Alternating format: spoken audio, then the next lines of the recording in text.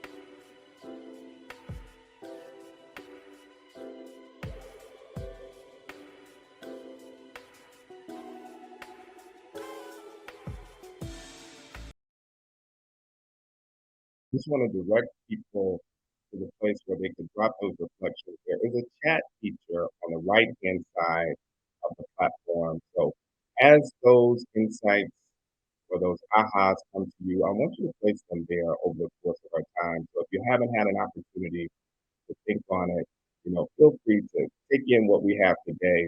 And again, I want you to apply that learning immediately and think about what is the immediate action or the next step that you can take. So, quick logistical piece, I want to remind people about the ways that you can engage today. So, we have a networking button on the right-hand side of your screen. I'm sorry, on the left-hand side of your screen that will allow you to connect with different participants and also some of our speakers and investors today. So, when we have moments for breakout or a short break, I encourage you to hop in and just connect with people who are here. The other thing I'll mention is that there's an expo.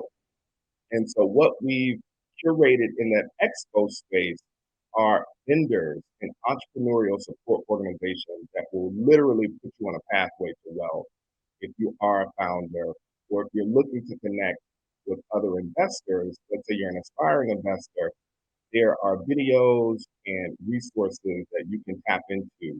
It also will direct you to those folks' websites for you to reach out to them directly and start to build, again, a rapport and network with those folks help you advance in your own entrepreneurial journey in whatever space or stage you're in.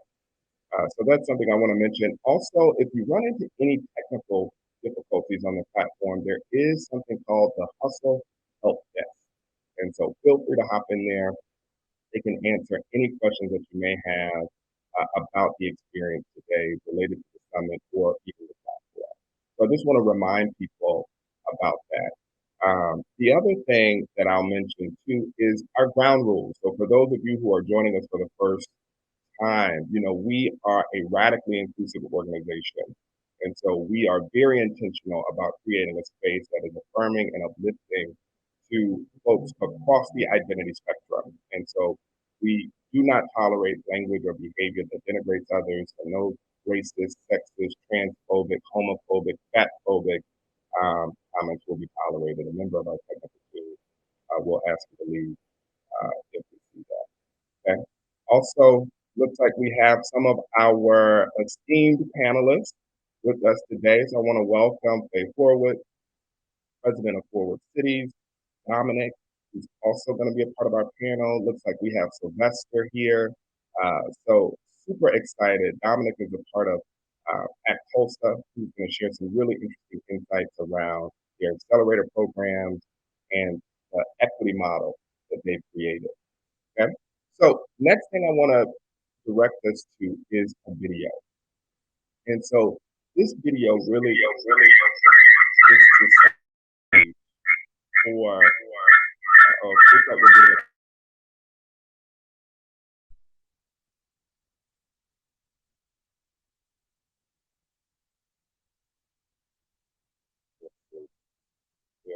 one more.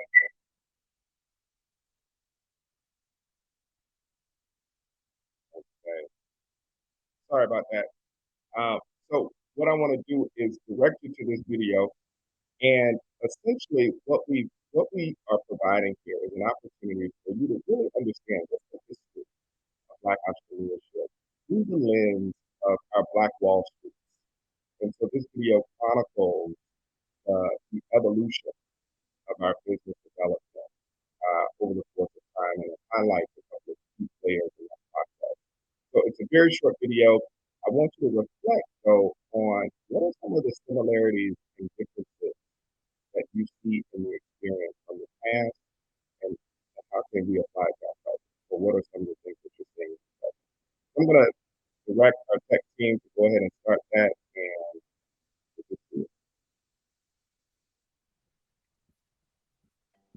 The legacies of Black Wall Street, it's important for people to remember because there are so many people who have no idea that there were these vital, dynamic places where African Americans were living out their vision of the American dream, creating opportunity and hope and progress for their communities.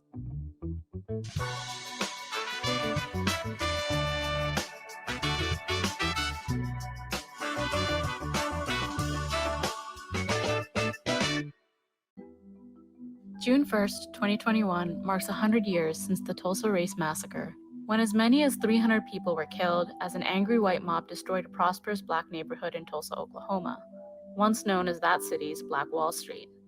But Tulsa's story is part of a larger history of segregated prosperity in many American cities.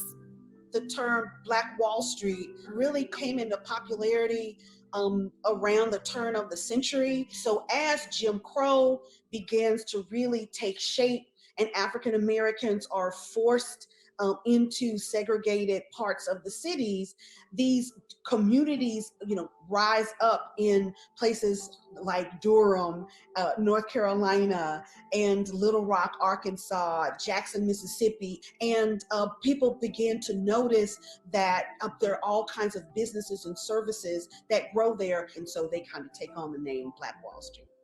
One of the biggest and longest lasting Black Wall Streets was in Richmond, Virginia, a neighborhood called Jackson Ward.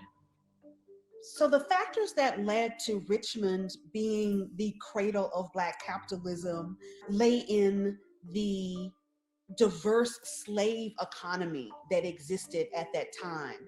So you had African Americans who were involved in not just agricultural slavery, but also in urban and industrial slavery.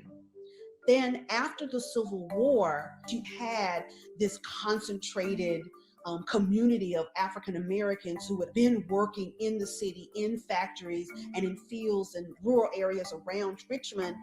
They just continued to build the institutions and the communities and the neighborhoods that they had begun even before the war. And you begin to have a lot of really important financial firsts, such as insurance companies and banks, which really highlight Richmond as the first Black Wall Street. One of the most storied figures in Jackson Ward's history was a banker and businesswoman named Maggie Lena Walker. You cannot study Magdalena Walker and not be fascinated, with her. She was born enslaved in 1864, right toward the end of the Civil War. And she really saw economic empowerment of African American women as the path forward. Walker started her banking career at a mutual aid society called the Independent Order of St. Luke. Founded in 1867, St. Luke was established to help freed slaves gain economic independence. In 1901, she said, "Let us have a bank." And she said, "I'm specifically talking to the women here, the good women here, whose money is in this organization." And she was able to bring that vision to fruition in 1903 when she became the first Black woman bank president. The St. Luke Penny Savings Bank, later named the Consolidated Bank and Trust, was acquired in 2005, but Walker's home in Jackson Ward is still standing. As you see around me, the homes have been restored on the outside, while Mrs. Walker's home has been restored to its full glory as much as we could, using artifacts that belong to Maggie Walker and her family. We still get a lot of people who come in and do our tours, and they are still amazing. Why didn't I know about her before? Why have I not heard this story before? And it is a story that has been preserved quite fully in Richmond itself, but not so much across the country. What is happening now in Jackson Ward is that those who remember the stories are coming together to make sure that they are no longer forgotten. So the neighborhood may not look as it did when she walked these streets, but the memories are still there. In its heyday, I imagined that it was fabulous to live in Jackson Ward. Any kind of service that you needed, you could get, in Jackson Ward. And I would just say, walking into the St. Luke Bank, I think had to be a treat.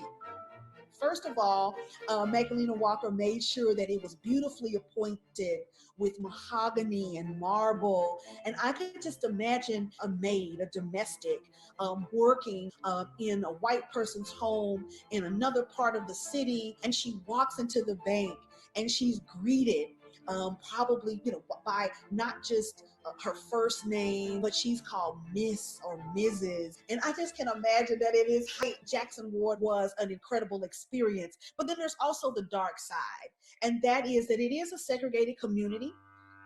Magdalena Walker accommodates segregation by really lending mostly in these segregated areas. So there, I think in the midst of this affluence and this dynamism, there's always that dark cloud of racism and Jim Crow that kind of just outside there is a world that wants to continue to treat them as second-class citizens.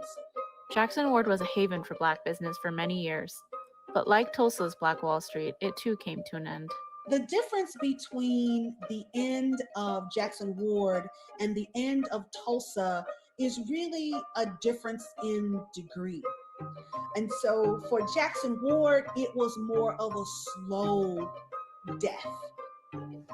A wide range of factors caused Jackson Ward's economic decline, including redlining, which kept capital out of Black neighborhoods, slum clearance, where cities razed old buildings without rebuilding in certain areas, and a highway system that cut right through the neighborhood.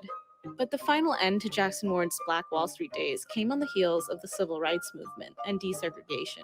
So, ironically, at the very time that you begin to have opportunity, at least legally, for African Americans to have equal accommodation, to be able to get, equal access to education, is at the same time that these communities have been so undermined in the decades previous. And so when they have choices to make, they, move to suburbs and leave really the most vulnerable and needy living in places like Jackson Ward. The occurrence of diminishing Black wealth has a long history in our country. I mean, it really takes root in slavery. There you have hundreds and hundreds of years of unpaid Black labor, and then being disenfranchised and their wealth being undermined in other ways. I think that we just really have to deal with this long-standing American exploitation of African Americans. You can go to your bank tomorrow and you can say, until you as a corporation start to speak on our behalf, I want all my money. In recent years, there's been a movement to reinvest funds into Black banks and businesses. One of the organizations advocating for this financial shift is Bank Black USA, which helps people find and invest in Black banks. And we saw that there was this call to action for people to move their money from the larger institutions that had maybe a history of discriminatory practices and predatory lending practices, and move that money to MDIs, which are minority depository institutions. According to the FDIC, MDIs are more likely to lend to lower and moderate income communities and help promote economic viability in these areas. So we started researching these MDIs, and we quickly found out that Black financial institutions are undersupported and undercapitalized, right? Black banks are in decline. For example, there was like 50 of these institutions in 2001. In 2021, there's barely 20. Our solution was to create resources for people to be able to compare the banks and services, their financial health, the community impact, because we do believe that these MDIs can play an integral role in closing that racial wealth gap, but they're undersupported. If you don't learn about the origins and history of Black wealth, you'll fall into the trap of thinking that there was no Black wealth. Take time to learn about Jackson Ward. Take time to learn about Durham. Take time to learn about Tulsa. Let's bring these stories forward and remember those times of Black excellence. And it can come again if we follow the roadmap that they set before us.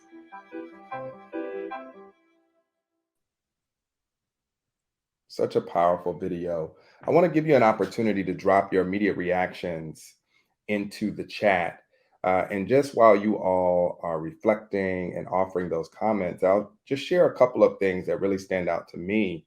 The important thing is really understanding our history and the importance of archiving and having a documentation of our legacy and the impact in our communities. And so I'm so grateful for this documentary providing that to us. It's empowering, it's inspiring. The other thing is that Black wealth is not new, right? And the emphasis on entrepreneurship and using it as a catalyst to support our community is not new.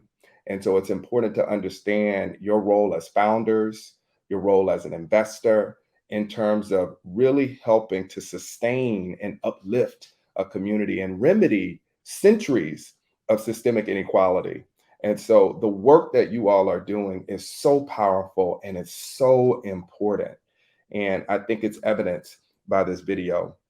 I think another interesting tidbit is that state-sanctioned violence has really been the most disruptive contributor to our ability to build and sustain our communities and our wealth. And what I mean by state-sanctioned violence is the domestic terrorism that occurred in Tulsa, or the ways in which the state came and essentially decimated our communities by building highways on them or redlining.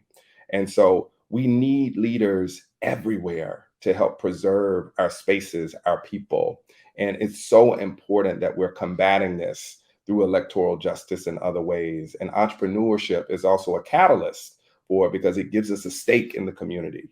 We have an even greater voice at times when we have a business. The other thing I think I want to call out is the importance of the economic empowerment of women. Maggie Lena Walker was a trailblazer, and she understood that women's role in advancing the community was so important. We know that Black women entrepreneurs are incredibly underinvested in, which is why we've made it a priority as a part of our summit to uplift Black women entrepreneurs and bring this to the forefront. Because what we know is that when Black women are invested in, the entire community benefits. And so, shout out to our ancestor in Maggie Lena Walker, showing us the way and showing us why it's so important for Black women to lead and be invested in our communities. And so I want to give some space for folks to share their comments. I see that there are some that are coming in. Some of you have actually visited the home of Maggie Lena Walker. And so important that they preserve that space. So many of our spaces, are not kept in our community. So I'm so thankful that that's a part of our historical registry. Just want to give some space for other people to share your comments.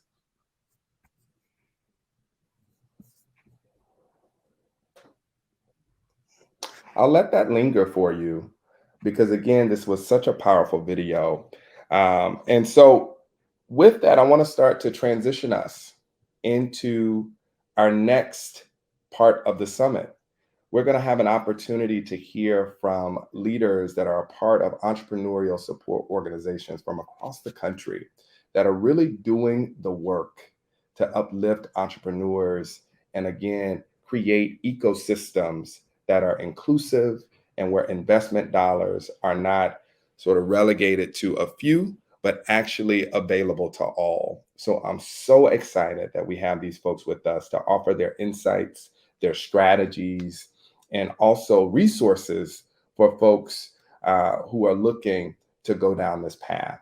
And so I'm going to allow them to introduce themselves. Let's see.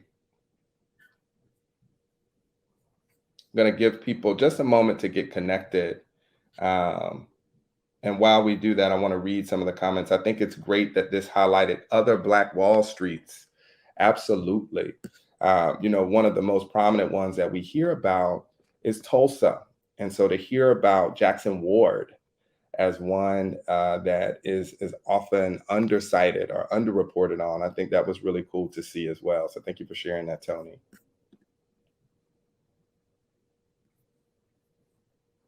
All right. So we're just giving our panelists an opportunity to get connected and settled, and then we'll jump into it. Any other thoughts on the video while we wait? Any other thoughts on the video while we wait? Encourage people to just share your perspective.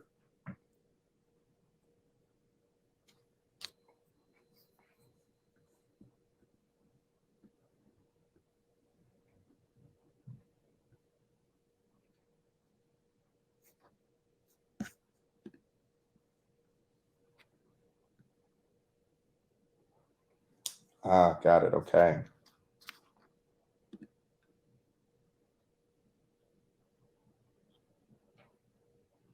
What's so cool is that one of our panelists, Dominic, a portion of his team is actually in Tulsa. And so when we think about the legacy of Black Wall Street and that sort of being a cradle of Black business development, that's so exciting that we have someone who is a continuation of those efforts joining us in the conversation today. So all three of our panelists are accounted for and here. And so I want to go ahead and invite them onto the stage. The focus today is really around building an inclusive ecosystem for investing, and the ways in which all of the entrepreneur support organizations work together to help uplift and build up investment spaces in our communities. And so we're going to hear from some outstanding people today. Faye Horwitz is the president of Forward Cities, which is a national organization focused on building inclusive ecosystems, entrepreneurial ecosystems in communities across the country. The other thing is they have a particular focus on investment. We also have Sylvester Mobley, who is the co-founder and leader of Coded by Kids, which is an organization that really is developing the technical capabilities of our young people, but also creating a pipeline of entrepreneurs to really solve and tackle some of the issues within our community and really offer some innovation in the world. So we're excited to have him with us today. So thank you for joining us, Sylvester.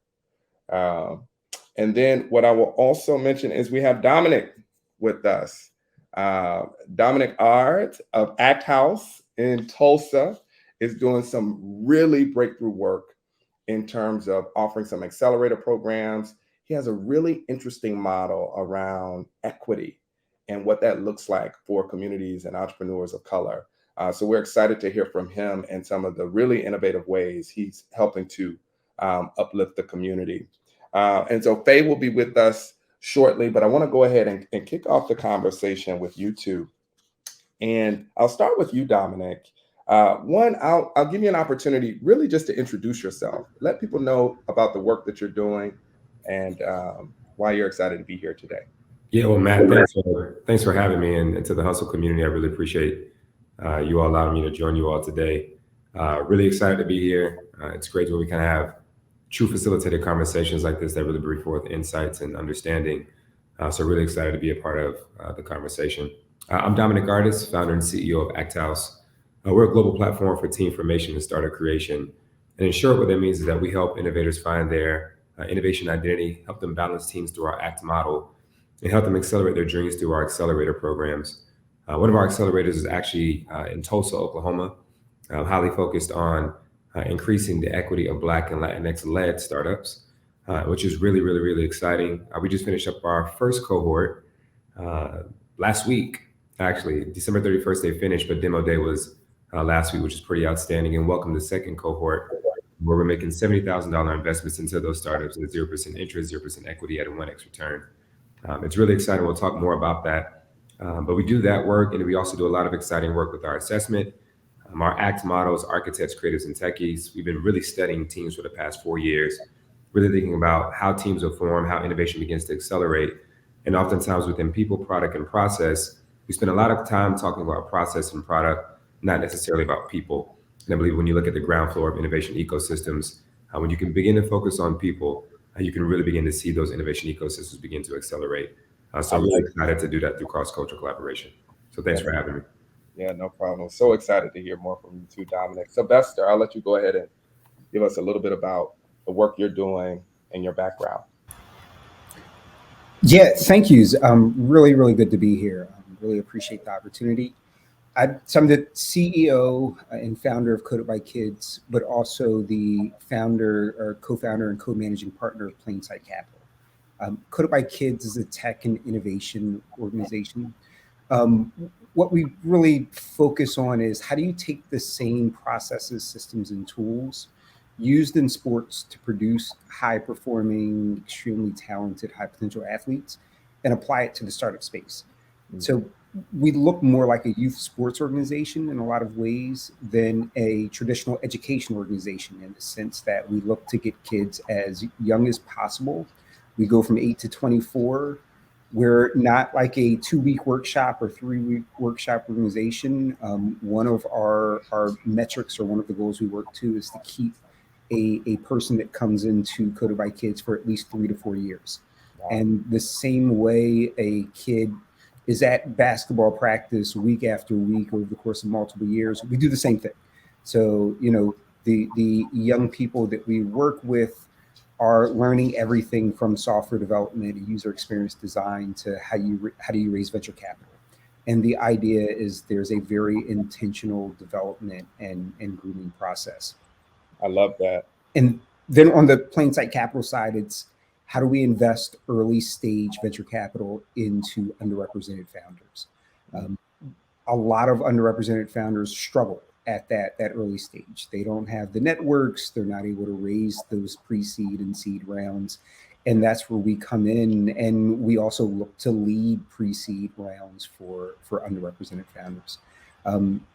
So it's also helpful to have a venture capital fund that's run by former underrepresented founders that understand where you've been, what you're going through and the obstacles that you're facing. Absolutely. I love it. It's an end-to-end program. And I love that you all have borrowed the brilliance from youth sports to offer some intensity, that coaching and support that people need.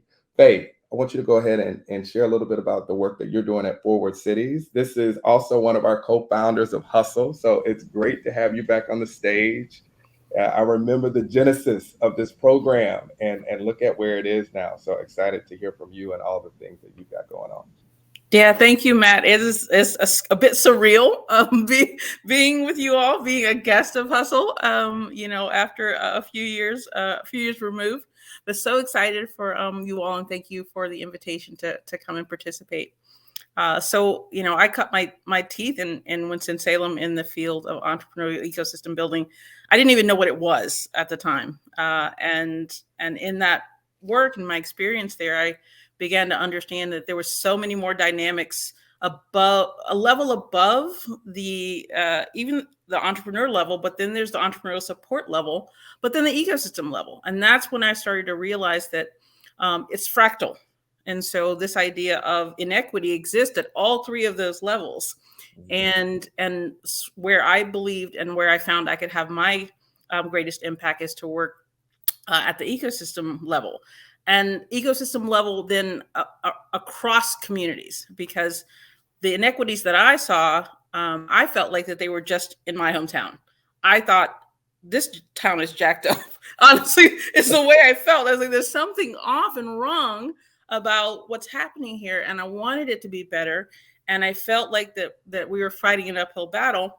And so, I had the opportunity to be able to do this work on a national level. And I began to visit and see communities across the country and realize that, no, this is not about one place. This is not only systemic, but it doesn't matter what size of city. It doesn't matter, whether or not it's rural or it's a center city.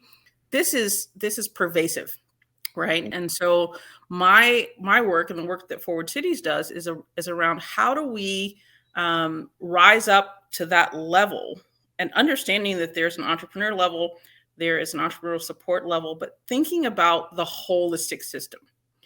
And how can you equip the system to address inequities?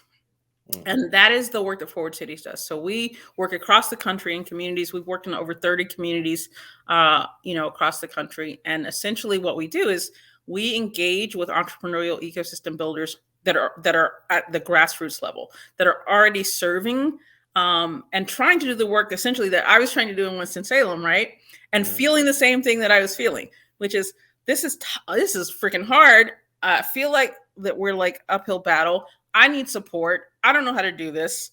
What do I do? And that's who we work with.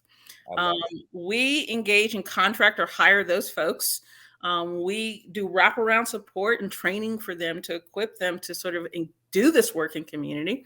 And then we give them the resources and tools to do that. So we provide, we have a research and metrics team, which provides surveys and program evaluation. We have a marketing and storytelling team and communications team that helps them tell the stories in local community and emerge and sort of, share an brand identity for the community if needed. And then most importantly, we have community innovation team, which helps them do the work that I was attempting to do, which is how do you convene the players together? How do you get them on the same page? How do you get them to review the data and understand the needs and the barriers and the challenges of underrepresented entrepreneurs? And not only that, it's not just about understanding and about planning, but it's about doing something. And so often what I found in ecosystems is that groups of people, they'll have a council, they come together, they sit around in a room and they say, this is what my organization is doing. This is what my organization is doing. What are you doing? And they all sort of like then have a meal together and go home. And then nothing gets done. And Yeah. so our work is about moving into action. How do we get these folks collaborating together and aligned and not overlapping and duplicating services? How do we make sure that they are collaboratively working together for shared funding, which makes a greater impact? And so that's the work that Forward Cities does. And we're excited also to be leaning into a new Black Wall Street Forward initiative. Love it, which I want to hear more about in a moment. We'll get to that. Yeah. So I want to give folks an opportunity to really hear more about some of the specific strategies and programs that you all are getting off the ground. So Dominic, I'm going to start with you because there's an interesting philosophy coming out of Act House around guiding. Essentially, it's raising equity, taking none. That's the program that you all have developed. And I want to know what makes this important for advancing Black and Brown entrepreneurship. Yeah, well, I'll tell you this. So my background kind of provides a unique lens into like the entrepreneurial ecosystem perspective. And a portion of that background is in urban and regional. And when you kind of talk about how multi-tiered and multi-layered these ecosystems are and how you have to begin to kind of address it from multiple different angles, that was something that was very important to us. And as one that started in co-living incubation and I accelerated as well, one thing that we thought diligently about is like the breadth of what's happening in the ecosystem. How do we begin to support, but furthermore, how do we begin to accelerate the impact of these particular founders in order to come at the table with more skin in the game? When you're dealing with early stage pre-seed companies, there's not much from an evaluation standpoint besides product and the team that kind of give you a good landscape to begin to evaluate from. And so then when you start to look at the landscape of the family and friend round of, I think Kaufman produced a report where it showed roughly about anywhere from $5,000 to about $25,000 or $35,000 is really the average of what you see in most Black and Latinx communities when it comes to the family and friend round, comparably to their counterparts in predominantly white communities. That family and friend round extends from about 85,000 to 115,000, right? Wow. And so as we kind of saw, a lot of the philanthropic market, high net worth individuals wanted to tackle this problem a little bit more effectively. We thought about how can we begin to raise the value of the equity by taking none and being that family and friend round one extra. The beautiful thing in that is we've been able to actually see great progress in that. We accepted 9 companies in our first cohort. Our program is 6 months, 3 months incubation, 3 months implementation for our accelerator. And by December 31st, which was the end of the accelerator for cohort 1, we had 2 companies already trigger their initial return of 70,000, right? So 2 companies trigger that. We'll have another company trigger by March 15th of triggering that $70,000 back. And I'm pretty sure roughly about 2 or 3 more are lined up kind of 4 to 5 months post-program, right?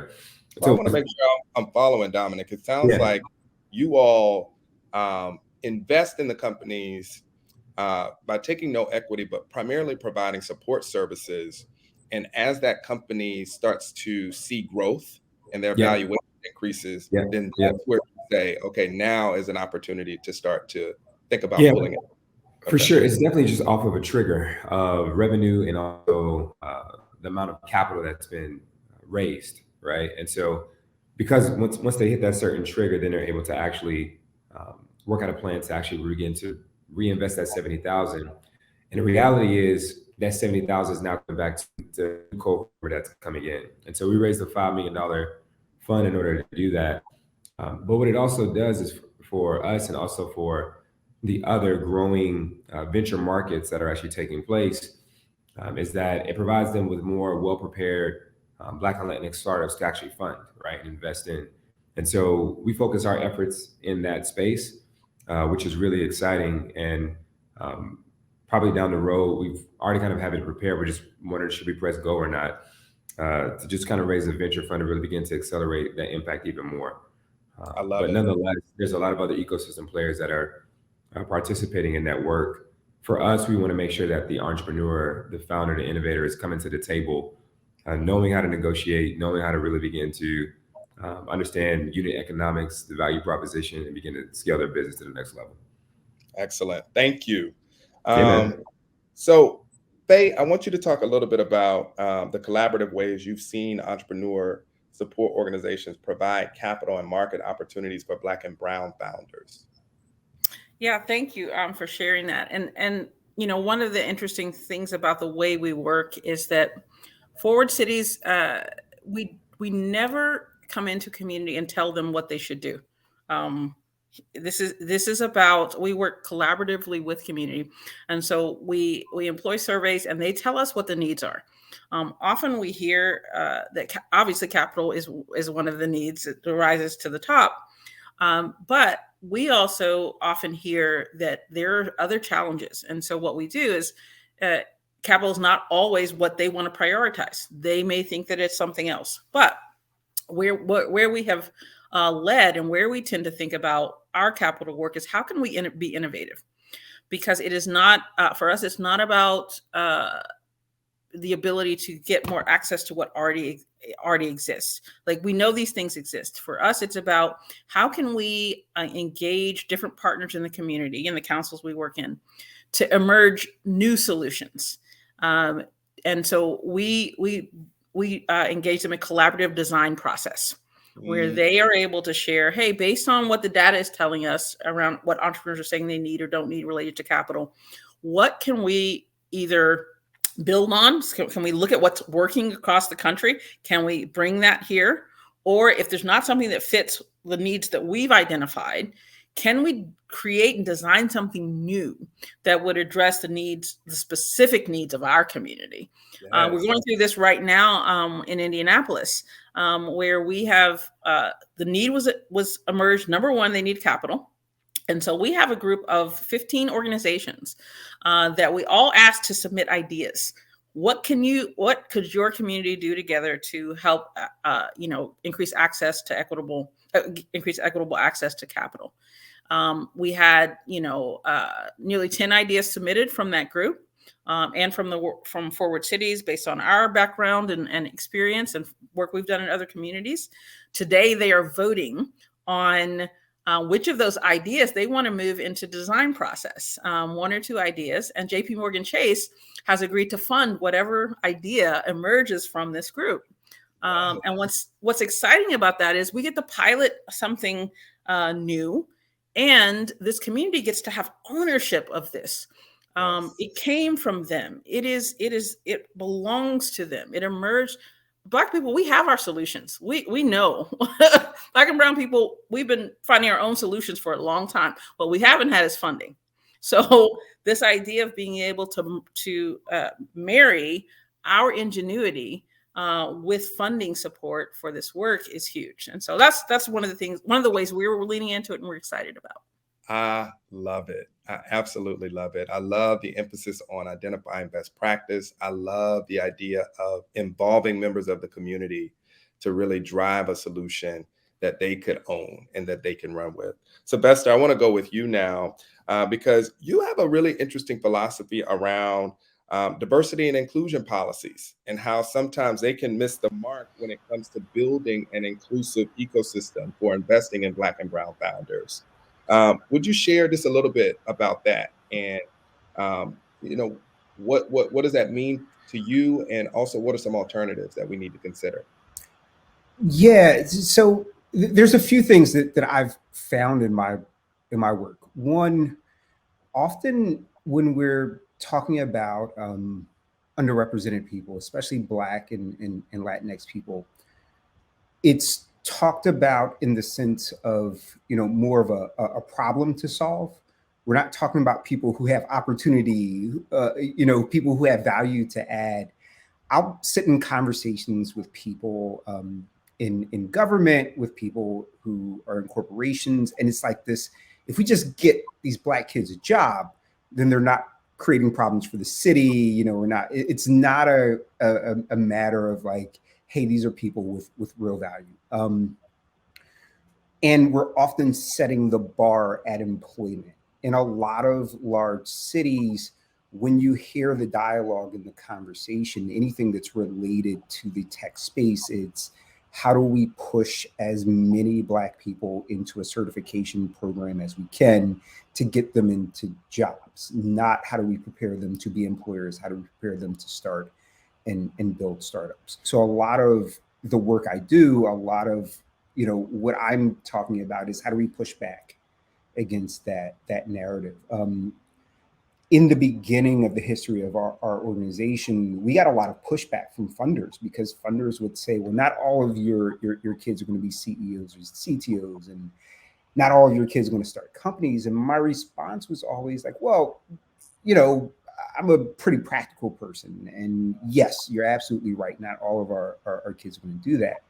However, I set the bar at preparing them to be CEOs and CTOs. I set the bar at preparing them to be founders. So if I fail, what happens? My kids end up as VP of product somewhere or director of engineering somewhere. You set the bar at employment. So if you fail, your failure looks very different than my failure. We do the same thing when we talk about entrepreneurship. I can look across the city of Philadelphia where we're based. There are tons of programs targeting underrepresented people that all focus on small business. There's nothing that focuses on how do we prepare underrepresented people to start and build scalable, high growth companies, which to me is a missed opportunity. So we try to focus on those things. We try to focus on how do we work with people, how do we prepare people, how do we support people to go as far as absolutely possible without us being the thing that's limiting their potential, which so often is what happens. Wow. When I tell you, I feel watered by the comments from all of you. I mean, just so empowered and inspired by the work that's happening within these ecosystems, within your organization. Faye and Dominic, both of you have assessments that you offer to ecosystems. Can you tell us about those? Yeah, Mac, before we go there, I just want to touch on Sylvester's comment specifically. Yeah. Faye said a lot of things. Sylvester said some great things as well. That comment around the bar, right? And where we're setting that bar, I think is so important because I think the culmination of not only us, who are on this panel, but other ecosystem builders that are doing the work to create more inclusive ecosystems for Black, whites, Asians, and Malaysians, right? It's really around perception change of how we see Black and Latinx individuals within the Americas as value creators, as economy movers, as influencers. And I think the core of the work that we're doing is really touching and addressing that beyond measure. But I just wanted to say that first. Faye, you kick it to the assessment, so then I'll kick back and go after. But I just wanted to make sure we really kind of put that out as a plus one to it. Plus one. I think especially within a capitalist structure where Black and brown bodies have been exploited, as we've seen in the video, solely for our labor. So what you're saying, no, we are creators. We actually build economies. We build communities. Yep. Yeah, absolutely. Yeah. So this is a beautiful conversation. I'll begin by tagging on to that. This idea of we think about it from the standpoint of asset-based economic development. Like this is a business development. We are done with the deficit language and thinking about how can we speak to who our assets as we start there, right? We start with the assets.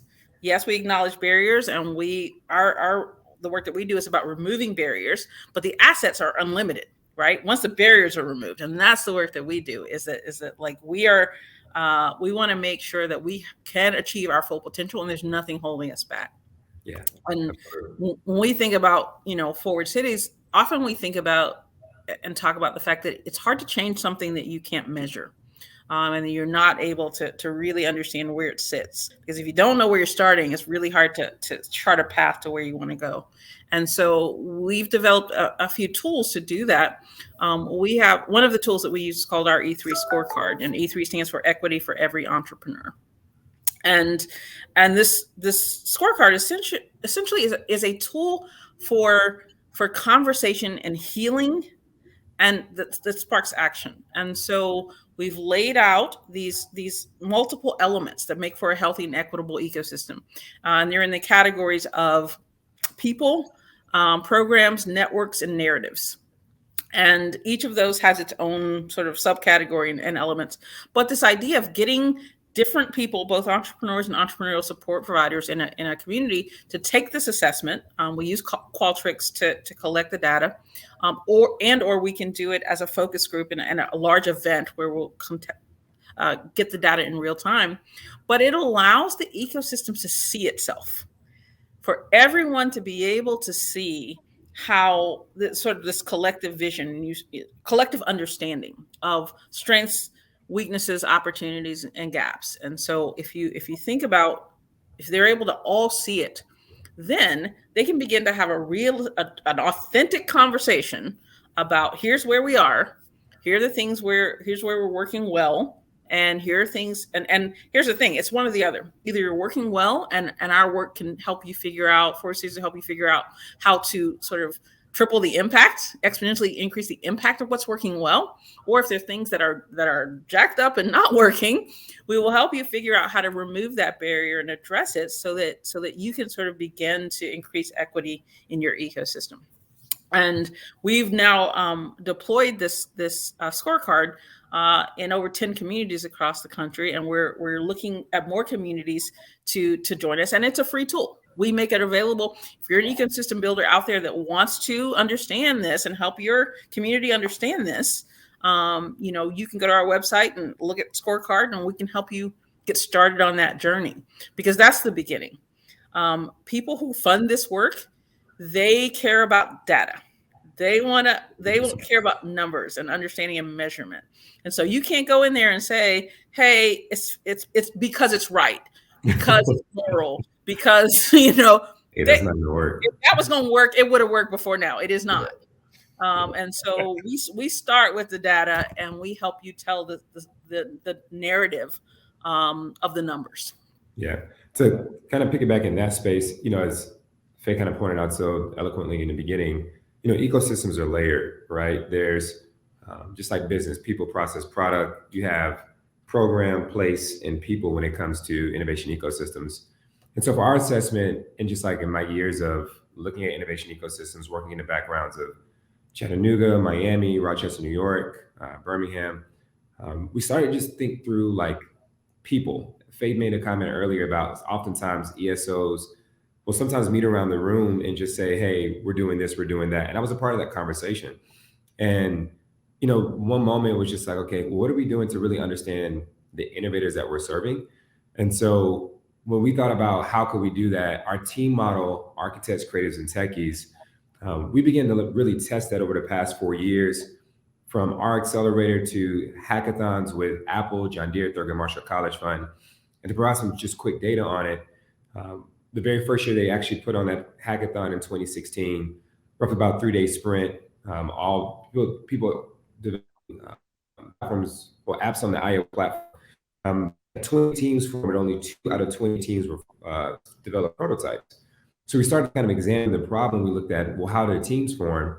And CB Insights produced a very good report in 2017 around team formation, being the top 3 reasons, or one of the top 3 reasons of the 20 reasons why entrepreneurs fail. We started to think through, okay, well, how can we deploy our ACT model and test it? And so we allowed everybody who was at the hackathon, when they formed teams, you had to have an architect, you had to have a creative, you had to have a techie.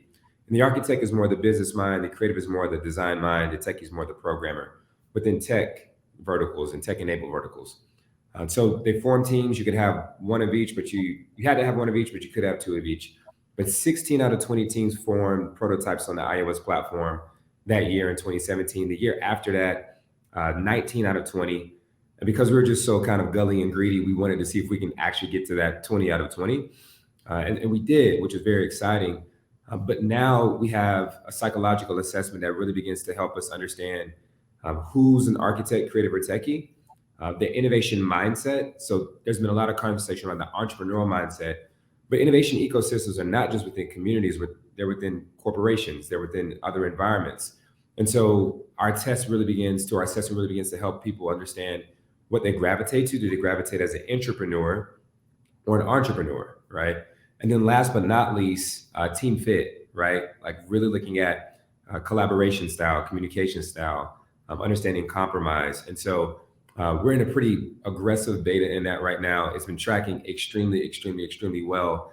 I'll actually just like share, Matt, you can share that link with everybody in the audience, but the end results are not necessarily connected to it, but our team will be more than happy to share your results with you.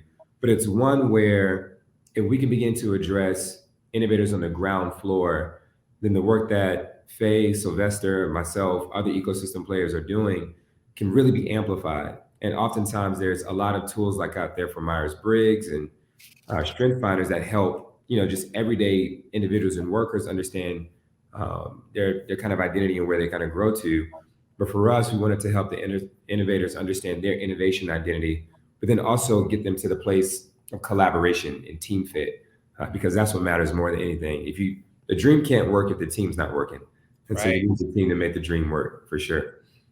What I love, if I could just connect a couple of dots here, is, we have Faye and the work at Forward Cities really working with those ecosystem players to look at what are we doing as an entire community? How do we prepare ourselves to welcome this innovation?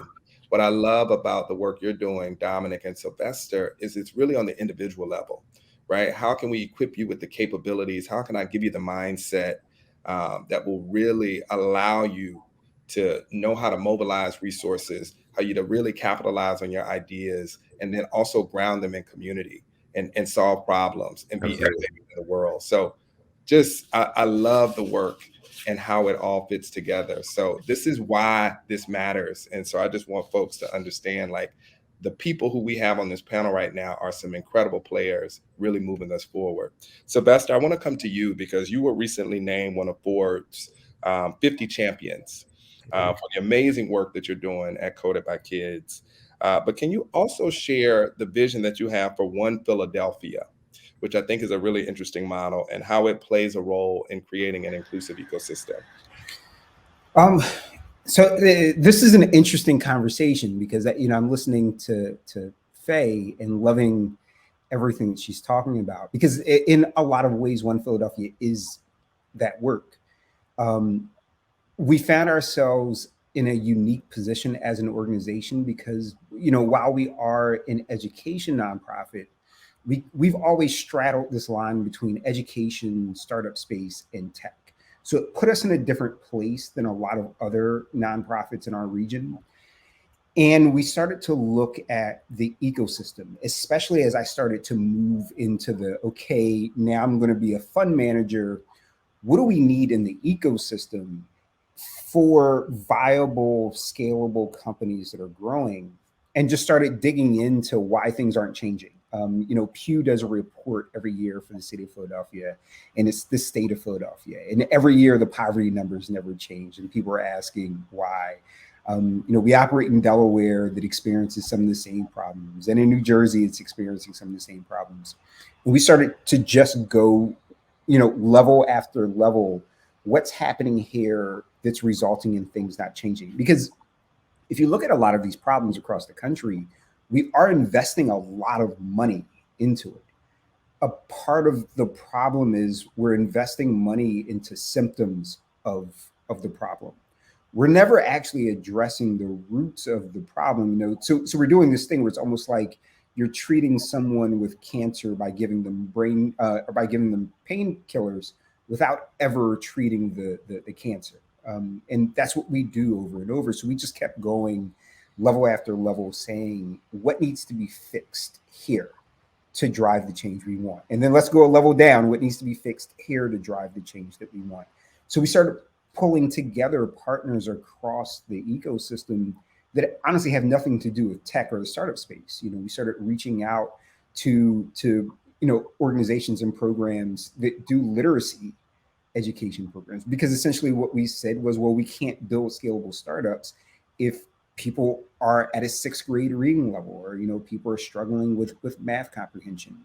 We started reaching out to college prep organizations saying, hey, if we work together with the intentional effort of building an innovation ecosystem, how can you support that? Because ultimately we want, people going to college and higher education.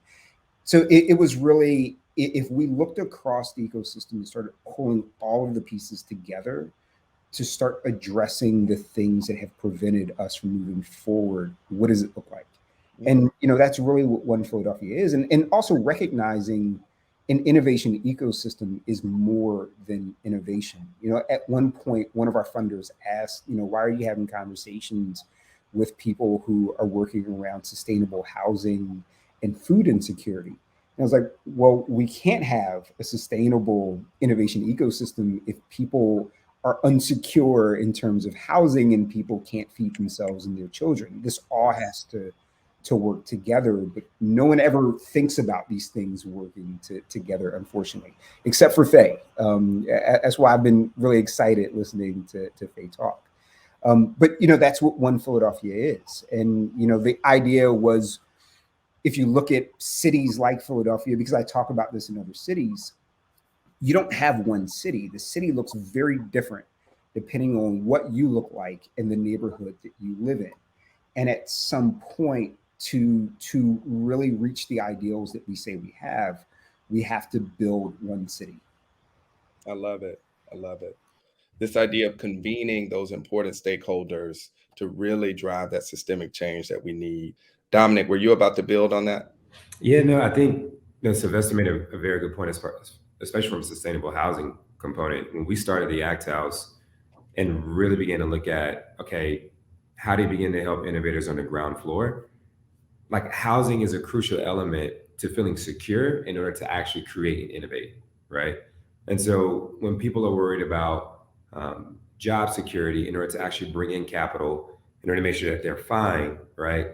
When you start to think about the user experience of the innovator, you kind of put them in this position, post undergraduate, post grad school, student loan debt. Do I have to get a job, or can I get into the creator economy?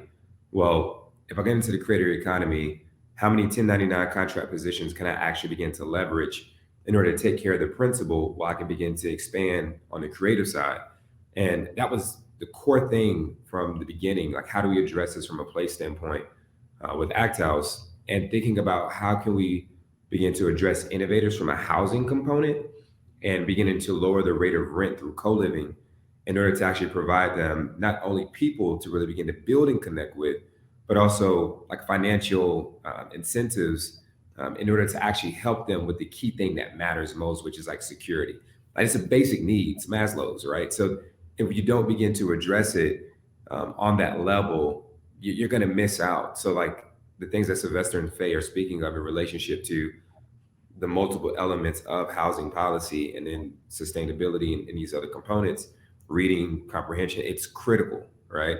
Because all that goes into accelerating that people want to see when it comes to the innovation ecosystems. Absolutely. Matt, oh, go ahead. I just wanted to say one thing based on what Dominic was saying. It's interesting. I was talking to one of our funders at a large institution who said to me at one point, the most talented Black people all work here because none of them can afford to start their own thing. And that's what often happens. Our talent, because we're saddled with student loan debt, because, you need to be able to raise capital and support yourself and have secure housing. We don't have that security or that safety net to go out and build something. So our talent ends up getting siphoned off and going to work at institutions and organizations. Wow. And one resource to add to that for people who kind of need to see some of the fuller understanding of like what shapes communities, which then shapes innovation ecosystems. I remember reading this book before it really got hot, so I'm kind of happy about that, just as an urban planning nut. But The Color of Law by Richard Rothstein. Two things I love. One, I love that it was someone that didn't look like me that wrote this text, and then two, it was such a very objective measure of looking at where these things began to start from a housing policy component, and then how that began to shape the transfer of wealth and the lack of transfer of wealth for many denizens of the United States, right? And so it's a very important read to kind of just get a good global picture of how things show up. But I just want to share that with the audience so you guys can check that out too. Yes, foundational text. I was Yeah. talking with my pastor about that. I mean, that right there, it completely changes the game and just shifts your perspective. So I want to invite some questions from the audience. So I'll give some folks to start to populate our chat um, with some of your questions so that we can pose them to the panelists. But while we're waiting on folks to do that, I want to do a quick round robin. So literally kind of spitfire 1 minute responses if you can. What are some recommended strategies entrepreneurial support organizations and communities can adopt to create a more inclusive environment for investing? If you had to give them one strategy right now, what would it be? Dominic, you want to kick us off? I'm leading with Faye. I'm going with Faye first. Okay, cool. Okay, so you had to start there. So I will say, y'all are too brilliant for me. Now I'm trying to say something that would resonate. But I would say deep listening Critical. is what comes to me. There we are all very smart. We all understand this work. We know the the strategy. Sometimes we can get caught up in that, and we can rely on our own lived experience and our own sort of expertise. But often what I find is that when you just slow down and stop trying to do and stop trying to create the thing, make the thing happen, and you just be still and listen. Entrepreneurs, entrepreneurial support organizations, even the ecosystem as a whole will tell you. They even sometimes, if it's a whisper, will tell you what they need. And you have to slow down enough to recognize that, to hear it, to soak it in, and to honor that. Because even though there are patterns, even though there's systemic issues, people are still people. They need to be heard. They need to know that you are not seeing them as a number or a project or a potential solution, but as a human being. So, be an ecosystem whisperer is what I would say. Yes. Love it. Yep. Faye provided the theology and the philosophy, so I'll hit the pieces. And this was said earlier, like data, right? Like, and don't get caught up in the vanity metrics. Like, let's truly look at what is really happening up under the shell. I think that's just so important to understand the vibrancy and the health of the ecosystem. You have to understand the vibrancy and health of the people, and also the vibrancy and health of that company, right? So I think that's definitely key. And I would also say for ESOs, I find this often when I facilitated a group probably back in 2014, if I'm not mistaken. I asked them one question: out of the 14 organizations, how many of you all talk to entrepreneurs every month? And then I went to every week, and then I went to every day. If you are not talking to entrepreneurs on a consistent basis, innovators on a consistent basis, entrepreneurs on a consistent basis, like daily, and not just like, give me this data, but understanding what's going on with them, you're not serving your customer, right? Like, you have a customer as an ESO, it's that innovator, it's that entrepreneur. Like, do right by those people all the time. Got it. Sylvester. Yeah, I would say not treating the work like charity. Often anything that's in this space, people treat it like, it's a handout or it's charity instead of what it is, whether it's through actual capital, whether it's through programming, whether it's through support. We're investing in people who have a lot of talent, they have a lot of potential and a lot of value to add. To me, that's not charity. It's just a good economic decision. There's value in it, and that's the way it needs to be treated. Love it. So powerful. Um, Here's another question. In your experience, you know what? I'm going to pause on this one. Um, have you all seen alternative funding from equity, such as debt, lending circles, CDFIs, work better for communities of color? And do you believe that ESO should work more toward these models or sort of seeking some alternative solutions in terms of how we fund entrepreneurs of color? Yeah, I'll tee up. I don't necessarily have specific examples, but I have some specific thinking around it. So Sylvester said something that's very important, like to the funder and the ESO that's actually doing the work, like you can't treat it like charity, right? Like what's the value proposition? What's the model? Like you should be looking at the capital as a way to just jumpstart what you're doing in order to make it sustainable, right? And that comes from the activities and the work. I do believe that those financial mechanisms that are out there all have particular requirements, and we've evaluated and looked at a lot of them. But understand that, if you're not speaking the unit economics of that capital stack and structure that you're going after, it's just not going to work. And so I don't fault the capital as much as I fault the programmatic or the intervention and the design of that intervention. That's probably not human centered at all, or not culturally centered towards the particular group that it's actually going after. And so those would just be my general thoughts on it. I want to get some clarification. You said unit economics for that stack. Yeah, capital stack. So like if you're looking at garnering money from a CDFI, right? There's particular requirements, there's particular process, there's particular data points that are needed and necessary in order for you to capture dollars, compared to a foundation that may not have the same process structure and I guess process and structure to actually bring capital and those dollars in. And so just really understanding where you're gathering capital from is so important in order to understand if that relationship is what's needed for the intervention that you have to address hopefully the problem and not the symptom. Yeah, I think to Dominic's point, and when I think about the question, usually I talk to people about it in terms of it depends on what you're trying to build and what you're trying to do. So some types of capital are more appropriate for some types of things.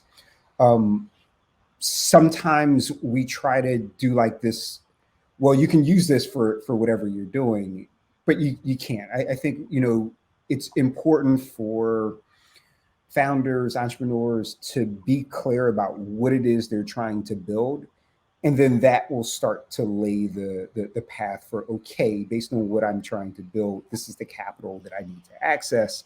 So then this is what I need to do to prepare for that capital. Because each one, to Dominic's point, each one has its own requirements and things that you have to be able to show. So I think where I've often seen the bigger issue is people not really being clear on what it is they want to build, and then understanding what that means in terms of the capital they need to raise or the type of capital. Got it.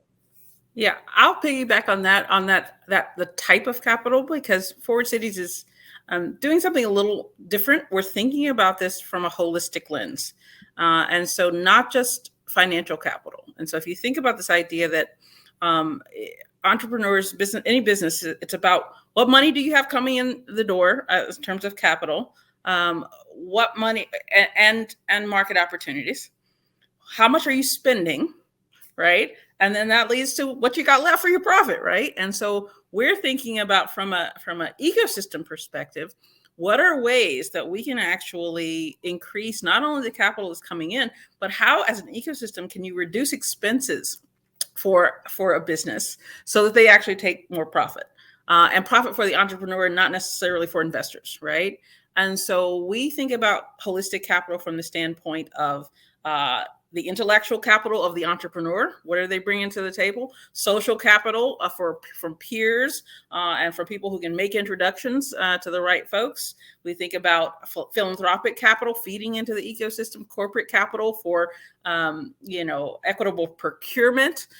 We think about how can you also think about how you are reducing your expenses by sharing resources with other businesses, right? There are any number of ways that you can utilize a network to actually reduce costs and spending for a business in a way that allows them to take home more capital. And that is a holistic community solution for businesses that we call E3 Capital, that we think has a lot of potential. This is what Black Wall Street was built on. And how do you also keep money circulating in Black and brown communities longer? By using other Black and brown businesses for your services as opposed to going outside. And so if we can get back to the tenets of Black Wall Street, I think we have a lot of potential to build on from a capital perspective. Wow. Thank you all for sharing your perspective, your wisdom with us today. I want to bring us to a close and just ask if you all have any parting words for our participants in the summit today. I mean, you all have shared so many gems. And I mean, I feel like we could keep going and going and going. So I just want to quickly have you all just offer some closing remarks. What's the big takeaway for people today? I'll go with what Hustle Winston-Salem just posted in the chat, and that is utilize a network. That's it. I think we have to get much more creative around how we tap into our networks. There is capital in the network. Okay. Sylvester, Dominic. Dominic, I thought you were going to jump out there. I'm going to go for it. You got it. I'm going to echo what Faye said. It's a conversation I have a lot. Like, you have to tap into your networks and use your networks because that's probably going to be the biggest asset that you have. All right. Yeah, I definitely agree, 100%. And not to just to continue to move forward, but I think there's just a reality of if you're ESO, a founder, or an innovator out there, do the due diligence. Like, take the time to listen. And whether you listen through a conversation, listen to data, do that time, right? Furthermore, I was speaking to a founder and a group this morning around just don't be afraid to stumble, right? Like, as you're going after it, sometimes inaction is what prohibits us from actually seeing certain things done. And so we live by something that is internal to us, which is just don't think different, act different, right?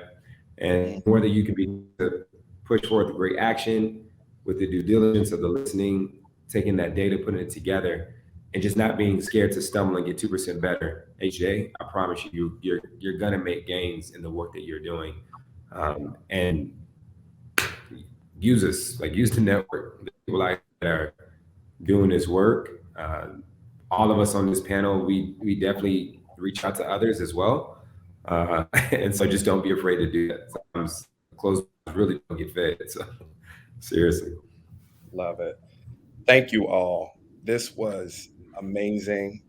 I don't know if the participants are feeling as inspired and empowered and refreshed by the work that you're doing as I am, but I can tell you that you all have really made a difference today. Like, this summit is infinitely better because you were here. And so thank you for the continued work that you do in the world and to really uplift our communities. So grateful for your time. I wish you the absolute best. Hustle will always be a resource for you and welcome you back.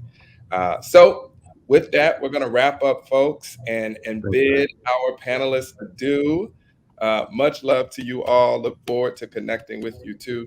And now, we all gonna have to work together now, because now we just didn't put it out. That's how this also. That's the stuff about anyways. It's like, oh, okay, great. We've been meaning to connect for a while. Now we're on a panel together. So it's happening.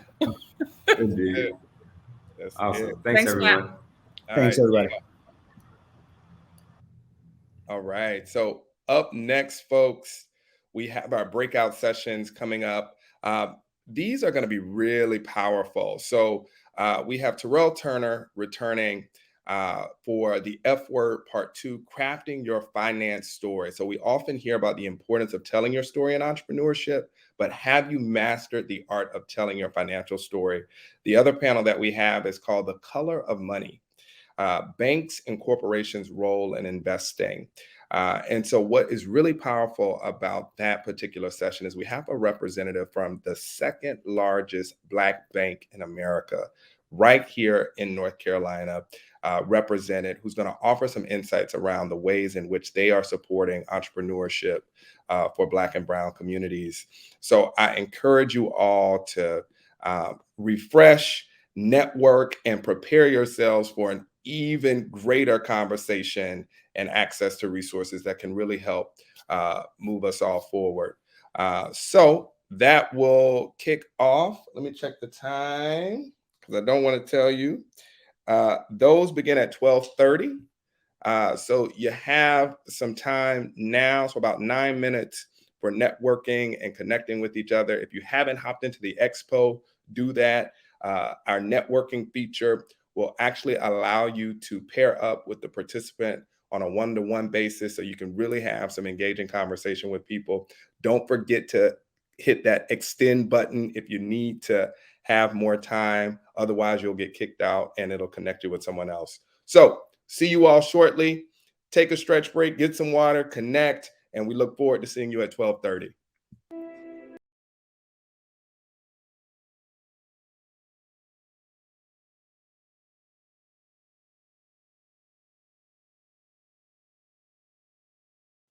Welcome back to day two. I hope that you guys have been enjoying the other sessions and have been enjoying some of the awesome speakers. I think there have definitely been a lot of great speakers that have stepped on the stages and have really provided a lot of context and a lot of great insight. And so what I will say about this session is there are a lot of different things that, that we can cover. There are a lot of different things to cover. And one of the things that I think we should really keep in mind is that, this session is really about providing you with the best insight possible. And I think the best way to do that, to provide you with that insight and to provide you with the tips and the ideas of the things that you need, is really for you to get engaged and to ask questions. Because I think if you're asking questions, then you are really going to get the things that matter to you. And especially when it comes down to telling your financial story. When you're telling your financial story, you definitely want to make sure that you make it your story. Because one of the things that I have realized when talking to so many different business owners is that they have spent a lot of time telling a story about a business. But then once you start to really dig in and you look at the details and you really look at the numbers behind their business, you start realizing your numbers are telling a completely different story than what you have been telling us in your presentations and in your conversations. So I always say is when it comes down to telling the financial story of your business, you want to make sure that it really is your story that you're telling, because a smart investor will be able to do some research and be able to understand, does your business really live up to the things that you have said in your presentations or the things that you have shared publicly or in private conversations? So you want to make sure that you're really internalizing that. And one way to do that, I think, is to really ask your questions. So as we go through this session, if there is something that you have a question about, ask that question. Now, one of the things that I'm going to do is we're going to revisit a little bit of the terms that we covered yesterday. So if you missed the presentation that I did yesterday, where we talked about some key financial terms that you want to make sure that you're aware of, I'm going to do a brief recap on that. And then what I really want to do is I want to go through a framework of how you can tell your story. And And what you can do is you can take that framework and start thinking through your own business story. And I'm telling you that time and time again, I've used that framework and it has helped, my business. It has helped other businesses. I've used that same framework when I work with Fortune 500 companies, and that framework will help you. And then what I'm going to wrap it up is not only the framework, I'm going to walk through an actual example and explain how I would pitch my business and how I would use that framework to tell my own story. So for those of you that weren't able to tune in yesterday, my background is accounting and finance. I'm the founder of the TL Turner Group, which is an accounting and CFO firm. We support small businesses and medium-sized businesses with, the simple things like, bookkeeping, making sure that people understand their numbers. And then on the CFO side, we do a lot more strategic advanced work where we're working with business owners, helping them understand how do they communicate that information to other people. Like some of the things that we've done is working with clients that have looked to raise capital. Some of our clients have raised about $2 million in funding from third-party investors. And part of that was being able to craft their story and being able to communicate that to the person that they're talking to. Some of the other things that we do are digging into some of the details where there may be someone that has invested in a business already that then contacts us and says, hey, we'd like you to take a look at this. We want to understand, do the numbers line up with the information that they're telling us? And so then it's digging into the numbers and really figuring out what's going on and then providing them with the insight that they need. Now, outside of, I would say in the firm in 2021, our firm was recognized in the New York Times as there was an article that was done on top 100 Black-owned businesses across the U.S. that you would love. And our firm was the only accounting firm that was represented in that article by the New York Times. In 2021 was also named a 40 under 40 Black CPA, a award recognized among all the Black CPAs throughout the U.S. So a huge honor there with that award. And outside of that, one of the things that we realize is that, there's a certain level of capacity when you're running a service business. So we may not be able to take everyone on as a client. So one of the things that we do a lot of is we provide a lot of free content. There's some paid content as well through our media company called the Business Talk Library.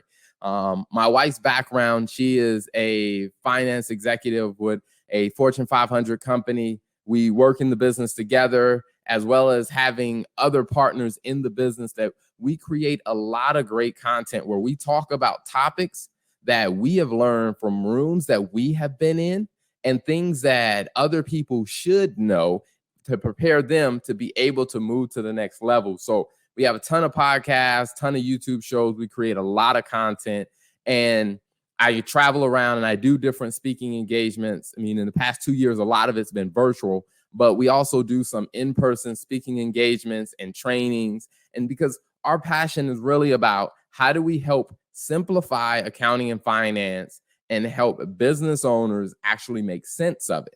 Now, one of the ways of doing that is being able to effectively tell your story. So as a recap from yesterday, here are the major terms that we went through yesterday. Now, the way that I would think about, the terms as it relates to investing, please understand there are a lot more terms that when it comes down to finances, and depending on the specific type of business, some of the terms may be more relevant than others to you. But what I really wanted to do is really point out these are some major terms that come up in conversations when you are talking about investments or bringing on investors. These are more than likely some very, very, very common terms you're going to hear. And the way that I think through this is, you're going to hear about these different roles or these different people, different categories there. You're going to also hear about different concepts. Now, these concepts are really going to come into play when investors are trying to think through the strategy. Like, is this investment, is giving you money, is putting money in your business, Does it fit into their overall strategy? And the concepts are some of the things that they're going to look at on that. Now, the terms are going to be common terms that I think that you probably should have and speak to or either reference as you are telling your story. So this is information that you should be providing, and these common areas, and most of these are common financial metrics that you want to make sure that your presentation and that your communication to the potential investors, it includes these items, because people really need to understand these to really grasp, is your business a good investment for them or not? Now, one of the things that I said yesterday that I wanted to make sure that I came back to and talked a little bit more on was the concept of valuation. Now, what the term valuation means, it is, and I guess just some technical definition that may define it as, this is the hypothetical value of your business. So what this says is, if you sold your business today, if you sold 100% of your business, what is the likely price that you would get for your business? Is, in a simple term, that's what valuation is how much is your business worth? Now, when it comes to investing, a lot of times investors are thinking through this depending on how much money you ask for. They're kind of doing the math. For example, if you said, hey, I wanted to bring on an investor for $100,000 and they're going to get 50% of the business. So by simply doing the math, I know if $100,000 buys me 50% of your business, then the entire business is worth $200,000. And that's kind of how the valuation concept. So when someone asks you a question like, how much money are you looking for an investor to put into your business? Then the next question will be, okay, how much of your business are they going to own? Whereas if you came back and said, I want them to put $100,000 in and they're going to only own 10%, then your valuation of your business is really 100,000 divided by 10%. And so that's how you start to understand valuation. Now, one of the most common ways that you really see about this, or you hear about this, is if you've ever watched anything with stock markets where they say that something has a market cap of X, or this entire company is worth this, which they're taking all of the shares that are outstanding times whatever the current price is. So that's this concept of valuation. Now, the reason why that becomes important is because an investor that you are talking to, one of the things that they are trying to understand as they are listening to your presentation is your business really worth the value that you are putting on it? And they're trying to understand, can they follow the math in your numbers? And so the other concept that becomes very important is the multiple concept, and then on the terms, the EBITDA. So most people, the way they're going to calculate, if you're a small business, the way they're going to understand how much is your business worth is they're going to look and say EBITDA, which is your earnings before depreciation, interest, and taxes and amortization. So pretty much what you're trying to see is, okay, when I take what you sell, your revenue minus your direct costs and your operating costs, like what does your operating profit for your business look like? And then what they're going to do is they're going to take that number and multiply it by some type of factor. And whatever that math comes out to, so they'll say, let's say if your multiple is a 6, they'll take your operating profit, multiply it by 6, and in their mind, they are believing your business is only worth what this math equation tells me. And so as a business owner, when you are talking to investors, one of the things you want to keep in mind is mathematically, if they were to calculate what my business is worth, you want to make sure you understand that. Now, if you believe your business is worth more, then we need to make sure that you have certain things presented in your presentation to explain to them why you think your business is worth more.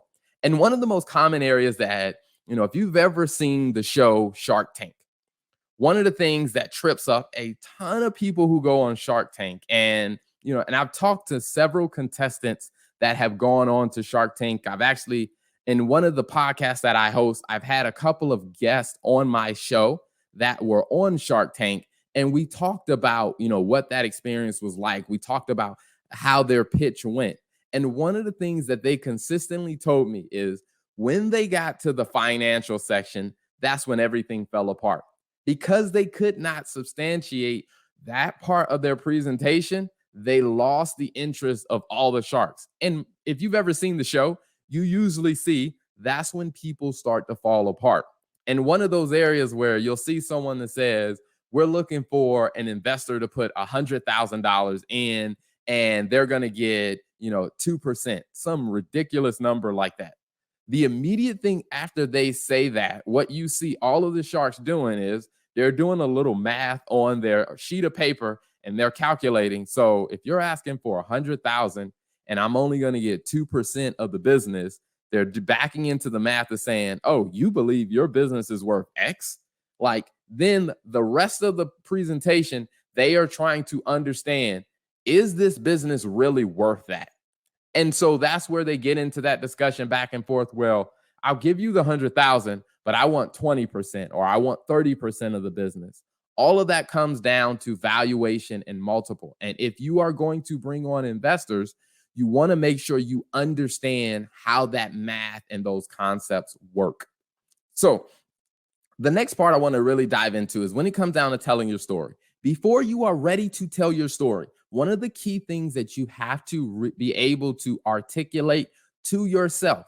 You may not necessarily have to articulate this to others, but you want to make sure that you can articulate this to yourself is, what is your goal? Like, what are you really trying to achieve? Because there are so many times that I come across different business owners that are trying to explain, or they're trying to pitch their business. And before they pitch their business, I'm asking them, what does success look like for you? So you're going to go pitch your business to this investor. What would a successful outcome look like? And most of the time, they don't really have an answer. And so I always say is, you want to make sure that you have clarity on what is your goal? What are you trying to achieve by having this conversation with this investor? Maybe it's you just want to get some insight. You want to get a third-party, unbiased perspective on what they think about your business. Maybe you just want to develop a relationship, or maybe you do want them to invest in your business. You want to make sure that you understand what your goal is before you start having that conversation. The other piece that I think a lot of people overlook, and this is probably, I would say entrepreneurs are probably the worst at this. It is understanding the investor's goal, because not all investors invest for the same reason. And if you are trying to present your business in a way that will attract the attention of an investor, I will definitely tell you, if you don't understand what their goal is or what's important to them, there is no way that, or maybe there's maybe by sheer luck, you might be able to say something that attracts their attention. But if you actually take the time to do a little bit of homework, and of course, depending on who the investor is, you may have access to a lot of information, or you may have access to limited information. But if you do some homework on the person that you are pitching to, what you will start to understand is what is important to them. And what you want to make sure you do is that you start, I guess you would say, adjusting or tweaking your presentation to make sure that when you have a conversation with them, you talk about the things that they appreciate, the things that they understand, or the things that they care about. For example, when it comes down to, pitching to an investor, if an investor really, their top priority is, I want to support social equity. I'm really looking for business owners that are in a market and that are Black and brown business owners. Now, if that is one of their highest priorities, then one of the things that you want to probably talk about is what is the impact that your business is having on the Black and brown community? How many people in your leadership fall into that category? Now, you'll still talk about all the other things in your business, but you don't want to lose sight of what is important to the audience that I'm communicating to. Because what ends up happening is a lot of people get excited about their business and what they think about their business, and then they just blurt out everything that's important to them, and they completely forget to think from the perspective of the person that I want to actually give me some money. Like, they're going to put their finances at risk for my idea. And so you want to make sure you're thinking through that. And as a quick rule, here's a quick short list of some of the most common types of goals that an investor would have. Some of those may be, an investor may be looking to do a flip. Now, what a flip means is the investor is looking to buy at one price, hold it for a period of time, and then resell the investment at a higher price. That's what in simple terms, that's what we would call a flip. And so with that, an investor is hoping that whatever I buy whatever I buy my ownership at today, that the value of your business is going to grow over time, and then I can resell it for a profit to someone else. Another one is social equity, where there are some investors who are very targeted to where they're saying like, hey, I want to invest in businesses in specific communities or businesses that are started by very specific social economic groups. Now, they still expect the business to be sound.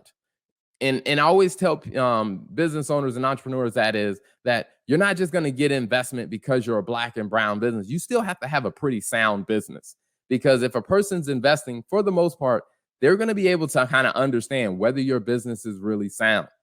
And then there are some who invest for residual value.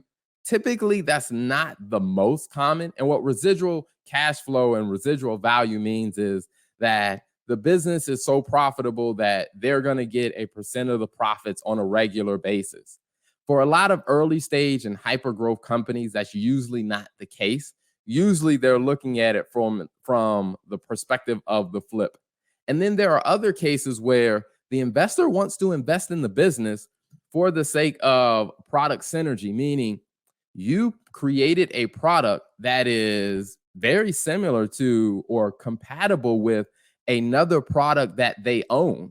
So they're looking at ways of how do you get synergies from owning a part of your business, of combining the products or the services. So now there are other motivators why an investor would invest, but these are some common ones. So now to the core of why you guys showed up is being able to tell the story.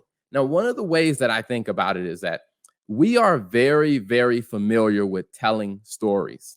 And I would say, Mary, I haven't forgotten about your question about a book recommendation. I will definitely come back to that one. But when it comes down to telling a story, the thing that we have to think through is that we are very, very familiar with hearing stories. Now, as people, we are constantly inundated with stories. If you think about your favorite movie, or if you think about your favorite book, most of the time it is something about that story that you connect with. So when you are telling the financial story of your business, you almost kind of want to think about your favorite movie. And if you really break it down, you'll start to understand that, you know what, the plot is really kind of what tends to attract you. Now, if you think about a movie that you've seen that you really like, where let's say you saw the preview for the movie, typically in that very, very short preview, the goal is to give you an idea of the plot of the movie and introduce you to a few of the main characters to attract your attention enough to want to come and invest the time to see the entire movie.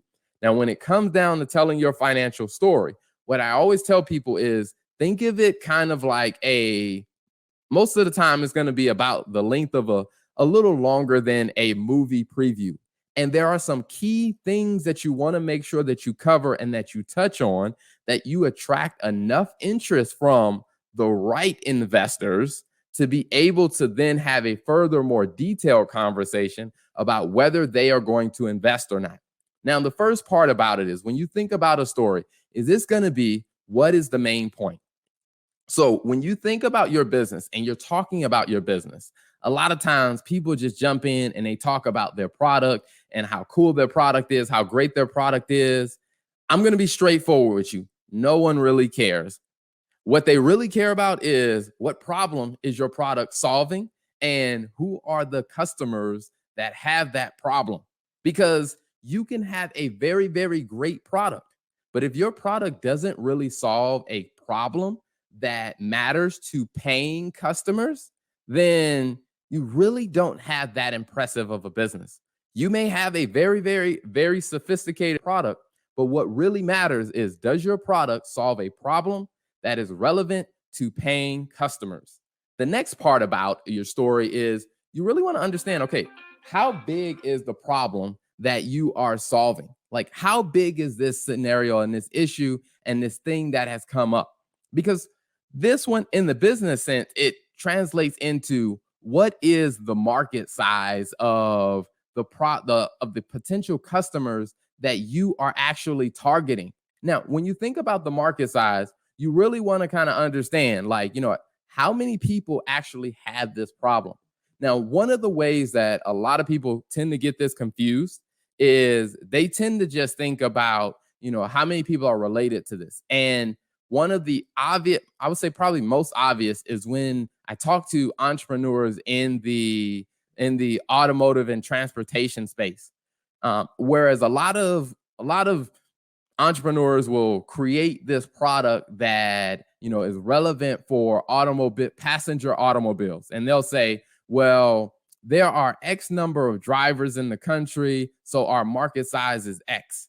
Now, if you're a sophisticated investor, you're probably realizing that, okay, there may be, let's say, make up a number, 120,000 drivers in the country, but not all of them really want your product. So what I really want to understand are, what is the market size of the people who are most likely, or who are likely, or even remote likely to actually buy your product? Because that tells me how big this problem really is that you are trying to solve. The next piece of it is you really want to understand, it's just kind of like, what does the path to success look like? Now, one of the things that I tell people is that when it comes down to watching a movie, the part about the movie that becomes the most exciting is the story that happens in the middle. So you get an idea of, at the beginning, the introduction that happens, you get some context about what's going on. And then there's all of this stuff that happens in the middle. There are, opportunities, challenges. There are different decisions that need to be made. There are different things that you need to work around. That is the part of your story that you want to make sure that you can help your potential investors understand. I told you the main point, the problem that we are solving for paying customers. I've told you how many customers, or an estimate of how many customers have this problem that we could potentially sell our product to. Now, in the path of success is, these are the things that we are going to do to be able to actually solve this problem for customers. Now, how you go to execute has a very, very, very big impact on whether or not that investor is going to have confidence in putting money in your business. And if we go back to yesterday, we talked about the definition of an investor is someone who is willing to take their own money or money that they are responsible for managing, and they're willing to put that money at risk because they believe in your business and they believe in your ability to actually execute to achieve a goal that they care about. So if you are going to be able to communicate to an investor, hey, not only do we have a solution that customers are willing to buy, the market size is big enough, and we actually have a plan and a path to be able to achieve that. And that's where you really start to reel in an investor's confidence level. Then the thing of every movie that we all have seen, and you've probably seen a movie before where the movie just kind of ends. There's really no resolution to it. And you always kind of walk away from movies like that and you say, you know what? There was something missing about that. And that becomes a common thing with a lot of people who are pitching their financial story and telling the story of their business. Is what they forget to do is they forget to either give people a update of, hey, here's where we currently are in the business, or they forget to paint a picture of what success will look like. Again, this kind of ties back to when we talked about before you pitch the story of your business, you want to make sure you understand what is your goal. What's your goal of the pitch? And what is your goal for the overall business? And one of the things that you want to make sure that you paint for an investor is you want to be able to help them understand, hey, when we achieve the thing that we are trying to do, here's what that will look like. Now, this is an area where I do think going back to some of the financial terms and some of the financial metrics, this is where you're probably going to see a lot of that come in more. Because one example may be is as you're talking about, your business, you're talking about the growth, the success of your business is, our plan is to achieve X amount of dollars in revenue by, year number 3 of being in business. Because what that does is it gives the investor a lot more comfort in knowing that you are actually intelligently thinking about your business. Whereas a lot of people from different presentations that I've heard, the way they usually wrap this up is, we're going to be the number 1 business in such and such industry. And one of the very first questions that comes to mind for an investor is, well, what does number 1 look like? Like, I don't really know what that means. And if you don't paint the picture, what tends to happen is the investor is going to paint their own picture. And that's one of the worst things that you can have. Because I remember when I was working for a Fortune 500 company, and it was a company that was doing, north of 14 billion in annual revenue. And there were some conversations that we were having with some of the analysts. And it was during a time where the company had just fired their last CEO and they were bringing in an interim CEO. And I remember being in a conversation with that CEO. And one of the things that he pointed out to me, he said, from his experience of working with Wall Street analysts, one of the biggest shortcomings that a lot of CEOs have is they'll talk about all these great ideas, all these great things they want to do with the business, but they don't take the time to actually help investors understand this is what success looks like. Because if you don't paint that picture for them, they're going to create their own picture. And when they create their own picture, more than likely, you're going to be in kind of a losing battle, because now you're trying to hit a target that you probably don't even know exists. And so when it comes down to communicating with your investors, what you want to make sure that you do is you paint the picture of how great this business is, what the opportunity looks like.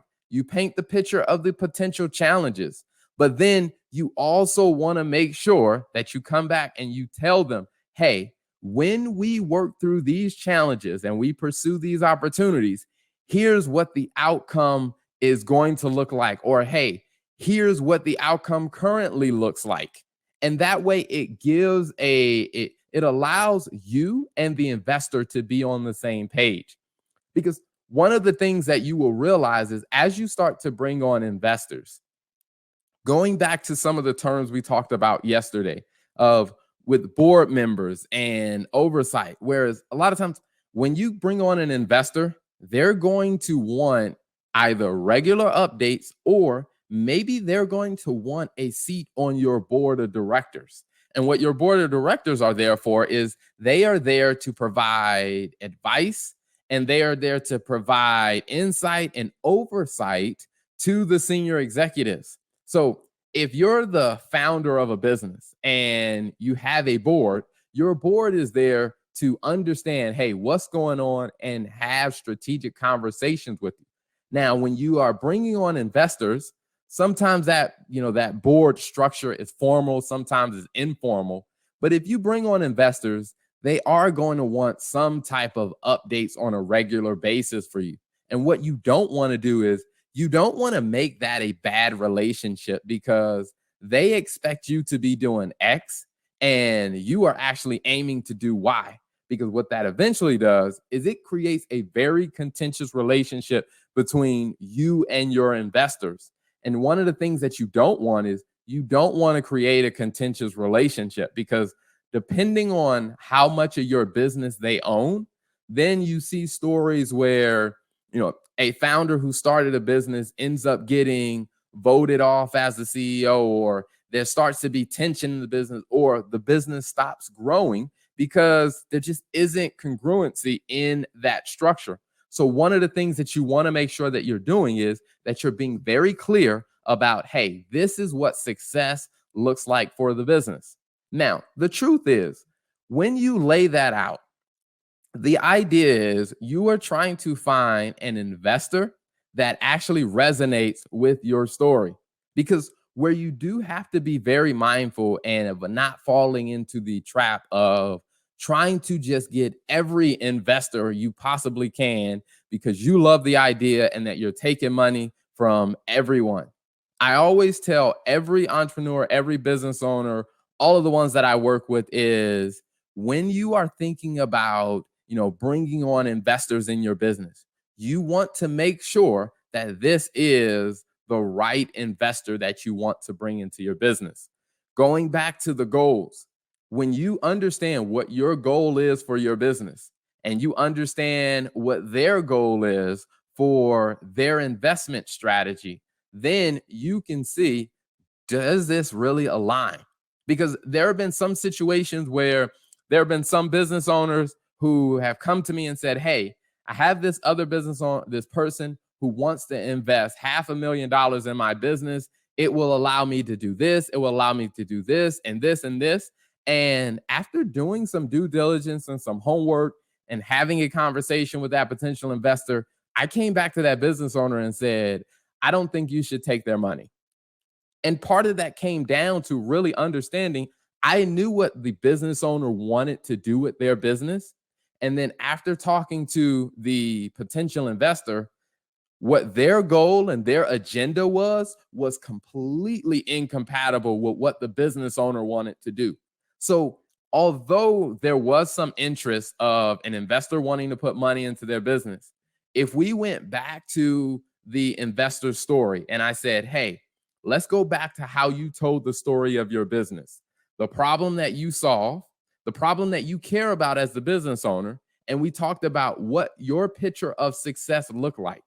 When I compared their picture of success to what the investor had in mind as the picture of success, I said, this is not compatible. If you did take their money, then this is going to be a very contentious, uncomfortable relationship. And I doubt that you will be able to actually execute to grow the business. So you want to make sure that you are keeping that in mind. Now, something else I wanted to also go back to is I want to go back to when we talked about the market size. Now, for a lot of businesses that are looking to get investment, one of the things that I see them get tripped up a lot on is that they start to think of their market size in very broad terms. And what ends up happening is that they don't really get specific enough. So they start creating unrealistic expectations in the minds of investors. For example, if we create a application that allows people to manage the scheduled maintenance for their vehicles, and let's say if we create that application and we say, there are 100 million vehicles in the country, that's our market size. Well, you really have to take a step back and ask yourself, okay, all right, how many of those drivers actually take their car to get maintenance on a regular basis? Well, that's probably not 100 million people. That's probably some smaller number. And then you also have to ask yourself a question of, okay, all right, how many of those people, what percentage of those people actually utilize technology for things like this? Then that number gets a little bit smaller. Now, what that starts to do is it starts to give you a sober perspective of what does your market size really look like? Because if you brought on, and let's say you attracted the attention of an investor and they believe your market's in people, but your real market size is something like maybe 30 million people, they are expecting you to grow faster than you probably ever will grow, which is just going to create problems for you on the back end when it comes down to how you run and execute in your business. So you want to make sure that, like I said, you are defining what you believe the picture looks like for your business. Because again, when it comes down to telling the story of your business and it comes down to pitching the financial story that you are telling about your business, you are the author of that story. Now, yes, you will have to take into account some things in reality, like, you know, the price of your product, the market constraints that you have, and also the size of your market. You do have to take those things into consideration.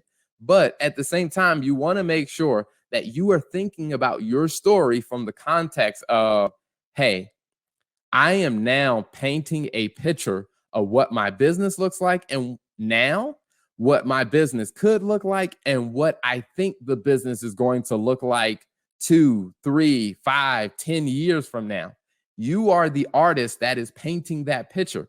And what you want to make sure that you are painting that picture in a way that speaks to your core objectives and a way that speaks to what that investor may value.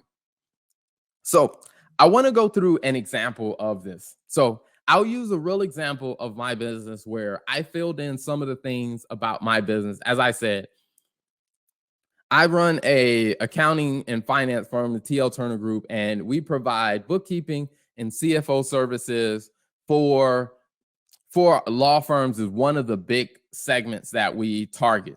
So if I wanted to say what's the main point, the main point is that law firms often struggle to grow their business and to become more profitable because they just don't understand the financial side of their business. And our business is we provide understanding, we help them figure that out, and we provide the financial support they need to get a better understanding of that part of their business. That is the main point of what we do. I didn't really talk about, you know, all the technical stuff that we do. I talked about the problem that we solve. I talked about who has the problem. And then I just reiterated, we can solve that problem. Now, next, you want to understand, okay, how big is this problem? Well, currently, there are 441,000 law firms in the US. But in doing further research, about 54% of them express that they feel pretty comfortable in understanding the financial side of their business.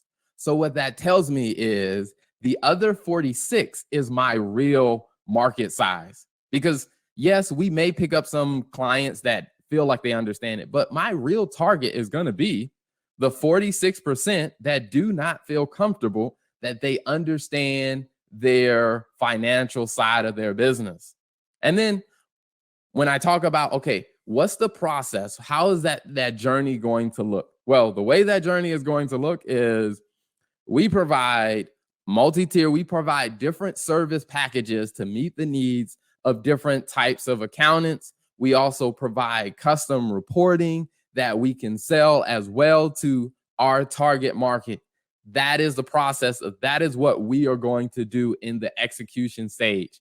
Now, what the resolution looks like for me, because I'm already in business, I can give a little bit of a status update and I can tell you how the journey's going. So what I will say is that so far, we're currently working with about 30 different law firms.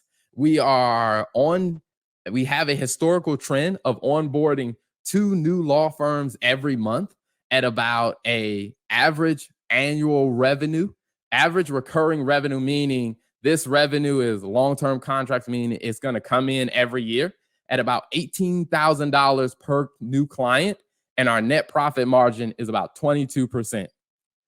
Based on this short pitch or this short story, you now understand, if you were an investor, you would understand all of the major things about my business enough for you to decide, is this interesting enough for me to want to know more? Is this interesting enough for me to want to dig in a little bit more?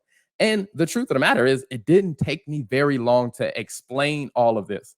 Now, of course, if I wasn't actually, trying to talk you through the example, I probably would have got through these four elements much faster. But the idea is that when you're talking to potential investors, what you want to make sure, like I said, that you are able to do is paint the picture of your business, give them the main point, how big, tell them how big the problem is. You also want to look and understand, hey, what is that journey? What is that process? How are you going to go about solving this problem? And then the last thing is, you want to make sure that you give them some type of resolution and paint for them how the solution or how the success is really going to look. Now, I appreciate you guys for coming back for a second session and telling your financial story. As I said, I am constantly doing different shows. We create different content, and do want to say thank you so much for tuning into this session, and enjoy the rest of the sessions for this conference. There's some awesome speakers that are coming up. There are, a ton of great things for you to learn and continue moving down your journey. And this has been Telling Your Story. Thank you so much for tuning in. Hello, everyone, and welcome to our next session today, titled The Color of Money, Banks and Corporations' Role in Investing. I am Travis Rouse, and I am a Senior Vice President, Chief Sales and Lending Officer for M&F Bank, and I'm happy to be presenting to you today, and happy to be a part of this program.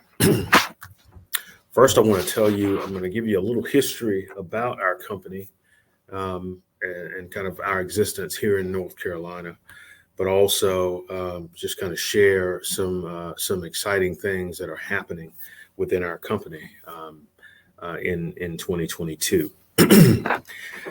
First of all, excuse me, our company was founded at the turn of the century of the turn of the 20th century. And at that time, African Americans had few opportunities to finance homes, to few options of getting loans for businesses, and few places to safely deposit their money. And this gave rise to a company like Mechanics and Farmers Bank, where 9 pioneering and very courageous businessmen representing several trades across the spectrum, to include brick builders, brick masons, doctors, barbers. There were 9 businessmen who had the idea of creating a safe place for Blacks to deposit their money and find loans to help fund and empower the dreams that these people, that individuals had back then. So in 1907, Mechanics and Farmers Bank was chartered, and we opened our doors for business in 1908. And we're happy to say that we've never closed those doors, even through the Great Depression. And specifically in the Winston-Salem market, our bank was opened in 1981. Now, for well over 100 years, this year 115 years, the bank is still stable. The bank is still independent, and we're firmly committed to supporting the dreams of everyone in our community. And I specifically say dreams because, as I mentioned earlier, we are about, and that's part of our mission, empowering the dreams of our customers and prospects in the markets that we serve. And the proof can be seen all around you in the businesses, the churches, the universities that have operated for decades, due in part to our unwavering support, as well as the entrepreneurs who are who we've helped set up shop. And in some cases, that young couple who's settled into their first home. We are very eager about getting into 2022 and really working very hard to kind of to empower dreams of our customer base. We're happy about our progress, and we're happy about the partnerships that we've created in the markets that we serve. And to all of those who are customers, I appreciate. I want to take the opportunity and say thank you for being customers of our bank. And if you're not a customer of the bank, please go see our Winston-Salem office. Karen Polite, Rochelle McBroom, Corey McCann, Laquita McIntyre, Evelyn Akery, all great teammates and all ready to take great care of you as a customer. A little bit more about our bank. We operate in 5 markets in North Carolina. We obviously have a branch in Winston-Salem. We also have one in Greensboro. We have a branch in Charlotte. We're headquartered in Durham. So we have 2 branches in Durham, and we have 2 branches in Raleigh. And so we are again very excited about the prospects for business in North Carolina, and look forward to to moving forward in 2022. Now, one of the things that I want to switch gears a bit and just kind of talk about, one of the things that plagues Black banks. We're talking about the color of money. There are 18 Black banks left. When I got in banking back in 1990, there were 56 Black banks in existence. That number has dwindled down to 18. But I'll tell you one thing: M&F Bank, Mechanics and Farmers Bank, is working very hard to make sure we stay in business and we stay that mainstay that can help businesses and individuals empower their dreams. And so, to that end, some of you may have heard about an announcement that M&F Bank was receiving capital from the U.S. Treasury, $76 million to be exact, from the U.S. Treasury. That is true. We certainly don't have the money yet, but we have been awarded approximately $76 million to help us do the things that we want to do in the markets that we serve. And certainly the Winston-Salem market and other markets will benefit from that investment of capital. But I want to share with you a little bit about our journey in getting that money, and then also give you a snapshot of where this money may take the bank. I'll rewind to back to June, July, August of 2021. We got word that we were going to have the opportunity to apply for this capital. It was a very long and involved process. I led the project for the bank, but it was a very, very document heavy process. We had to submit a lot of financial information on the bank. We had to submit some initial plans about what if we got this much money, what would we do with it. Now, we applied for more than 76 million, but we were only awarded 76 million. But I'll take it, and we're going to do good things with it. But as I said, we spent a lot of time submitting that application and really kind of thinking through what would this actually mean for our company. So what would it mean for our company if we were to bring in 76 million in new capital? Well, the first thing it would do, it would give us the opportunity to do more lending, which is where that's kind of the essence of a bank. We take in deposits, and we in turn recycle those deposits within the markets that we serve in the form of loans to empower those dreams that our borrowers have, whether it's home ownership, owning businesses. We've spent a lot more time in the commercial space, financing small businesses, and we play very well in that space. So we're excited in terms of what this capital will help us do. But it will first and foremost help us lend more money, but it will also help us grow as a company. I mean, we feel like with bringing in this much in new capital, we'll be able to grow the size of the bank to $500 to $750 million. We're currently roughly 380 million.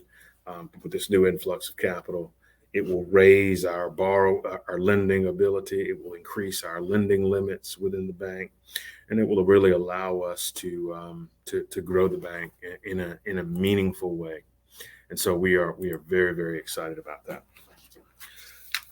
In the ESIP, in this capital application, one of the things that we had to address is what type of lending.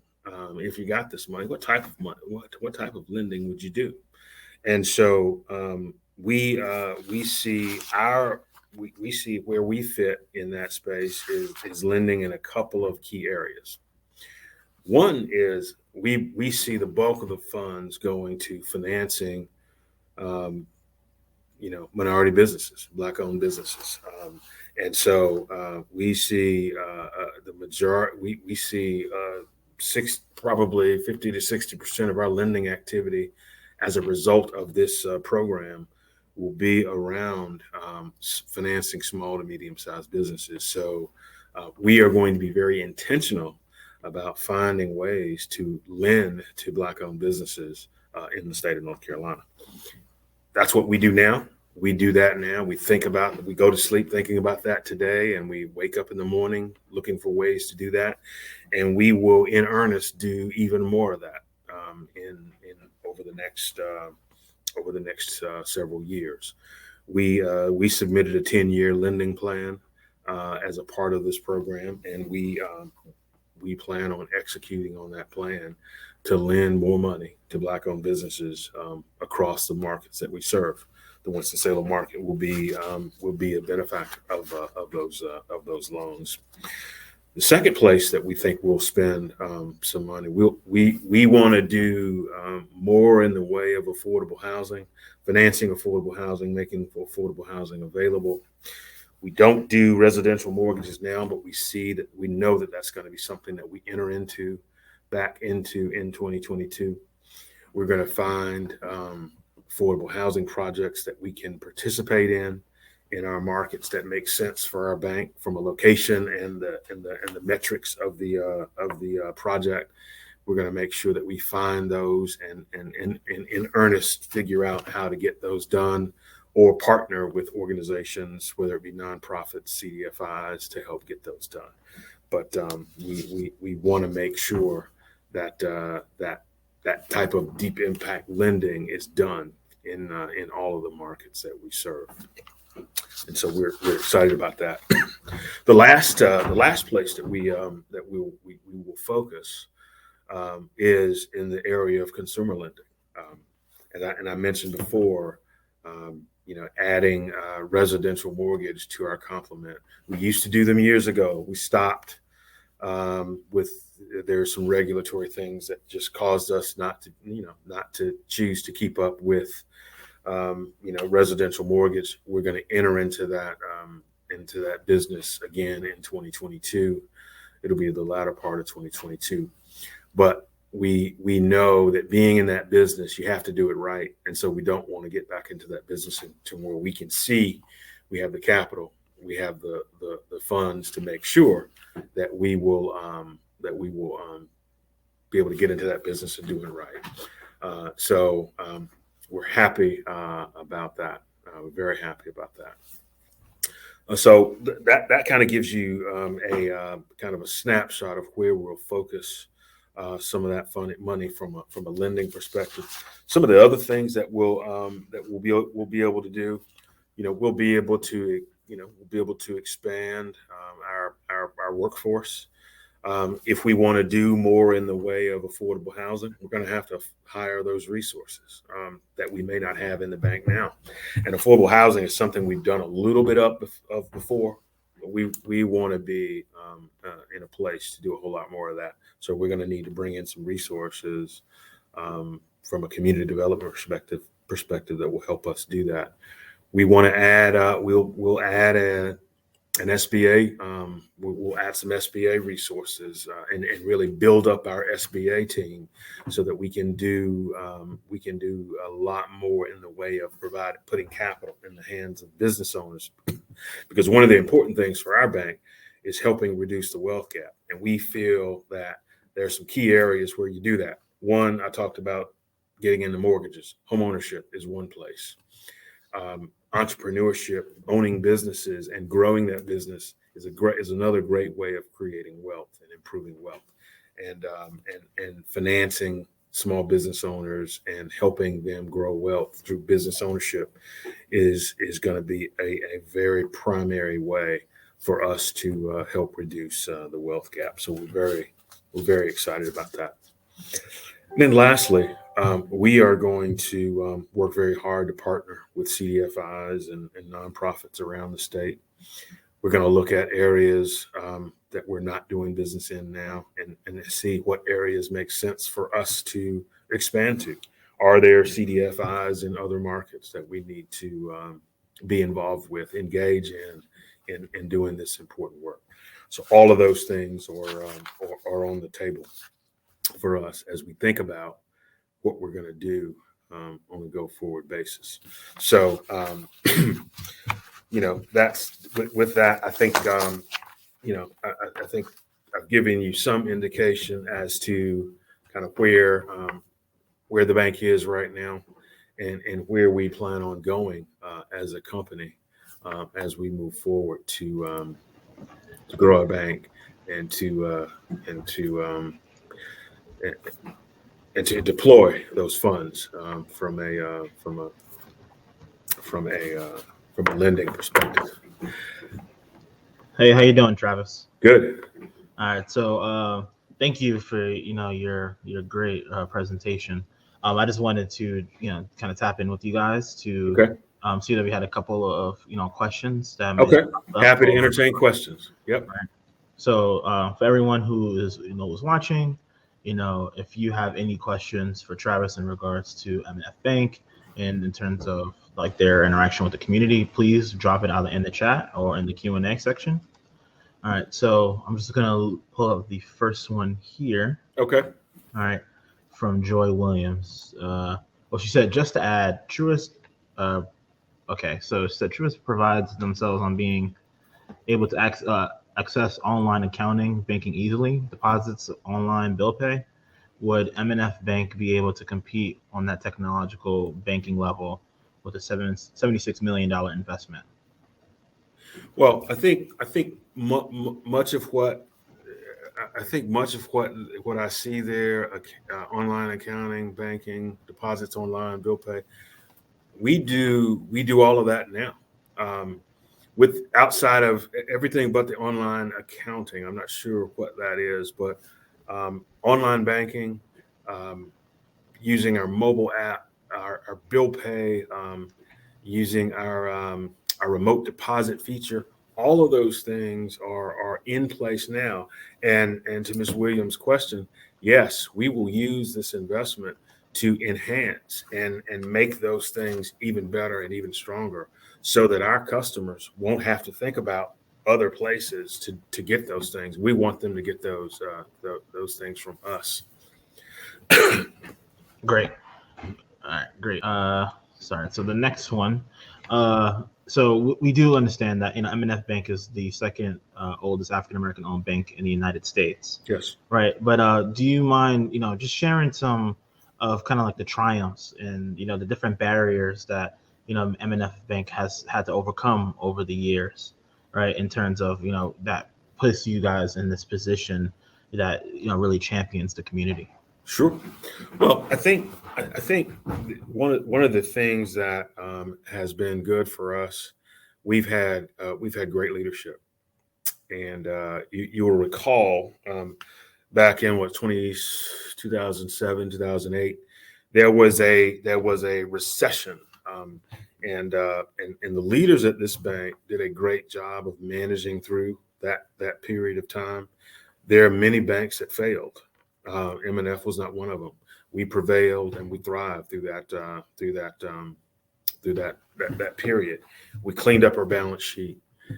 We disposed of those assets that we needed to, and we did what we needed to do to take care of our people who helped us through that period of time. And we are absolutely on the other side and the positive side of what was a very difficult time for us. And in that time, our capital went down. That is correct. We had some loans that went bad, and those get charged against your capital. But this capital and other investments that other some of the larger banks have made in our company will help bolster M&F Bank and create the longevity that we're looking for in the future. So what that all has helped us to do is become more profitable. We have increased our lending over the last 5 years. Our loan balances have grown. I joined the bank. The loan balance was around 146 million. It's somewhere in the 230. We're trying to get it to 240. So we've gone up almost $90 million in the 5 years I've been here at the bank. And so we have been, and that's not me. That is a group of employees, like the great folks there in Winston-Salem and the other markets that we serve. All those folks rowing in the same direction, working very hard to put new business on the books and helping business owners like many of you and individuals like many of you empower their dreams to move forward. Awesome. And there was a follow-up, in terms of, was there anything that you guys, may have seen within the investment space in particular? So is there anything that you may have recognized over or you've seen during your tenure at M&F Bank? Investment space. Help me kind of unpack that a little bit. What do you mean? So, when talking about the general barriers that M&F had to overcome over the course of its history, I guess, is there anything, to kind of like narrow it down, because I guess we're talking more in general, or is there anything more in particular that may have stand out in the investment space? So investing in, in terms of like loans or things of that nature to Black-owned businesses. Well, yeah, absolutely. I think one of the things that we have done and we will continue to do is just that. We specifically made it a point to focus on our targeted population and find ways to put capital in the hands of those businesses. It's one of the reasons why we in 2017 why we made a concerted effort to be an SBA lender. We were approved to be an SBA lender 30 years ago. We really hadn't done very many loans, and so one of the things I was charged with in when I joined the bank was I had to figure out how to do a whole lot more SBA loans than we had done previously, and we've done that. We have our SBA portfolio is somewhere in the $30 to $40 million range. It is a good, well-performing portfolio, and I would venture a guess of probably 70% of those loans are to Black business owners, and so we are happy that we did that, and we are ready to do even more as we move into the future. That's awesome. All right, so we do have a few more questions. If okay, still great. So So the next question is from Misha McDaniel, and Misha, please correct me if I'm enunciating your name incorrectly. But her question is, how does M&F evaluate loan applications from entrepreneurs with businesses that have non-traditional profit models and/or not yet profitable? Well, I will say, the startup business is tough for us. It is tough for us because we do prefer the more seasoned business with 2 to 3 to 5 years of experience in operation. I think the thing that we've put in place to kind of help us is we use before we started using SBA in a meaningful way, we used to not go down that road. So we would not look at some of those loan requests. We now can use SBA and other programs to help some newer stage businesses or some businesses with some of the I guess the non-traditional income streams. I think the thing that I need to be very clear about is we want a business to show that they have the cash flow to pay us back. We never want to make a loan to somebody so that we end up taking their collateral. So we want to make sure that the loan is whether it's a non-traditional profit model or a traditional, revenue minus expenses equal negative income profit model. We have to be able to show that there is cash flow to repay our debt. And so we will ask a lot of questions. We will dig into what the actual situation is. One of the things that we teach our bankers is we want our bankers to meet borrowers where they are, regardless of their circumstance. Explain to us how you make money. And we want to use your explanation and be able to document that explanation so that we can make the loan for you. But we have to get into that. And we have to kind of go deeper than what's on paper. Understood. All right. So the next question is from Evelyn Brown. She asks, does M&F Bank do any commercial mortgages? We absolutely do. That has been our primary focus in my tenure with the bank, and before that, we look at ourselves as a commercial banking focused bank, and commercial mortgages are our bread and butter. Absolutely. All right, awesome. All right, so this next question was submitted anonymously. Okay. All right, and the question is, what are you doing to attract the next upcoming Black generation to the M&F Bank, versus the normal white lead banks that our community are members of? We are doing things to specifically market to the upcoming Black generation, to millennials and to younger customers.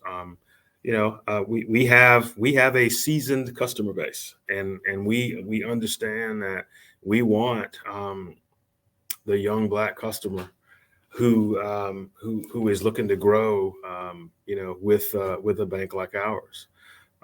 We have increased our social media presence to engage with that segment in a more meaningful way.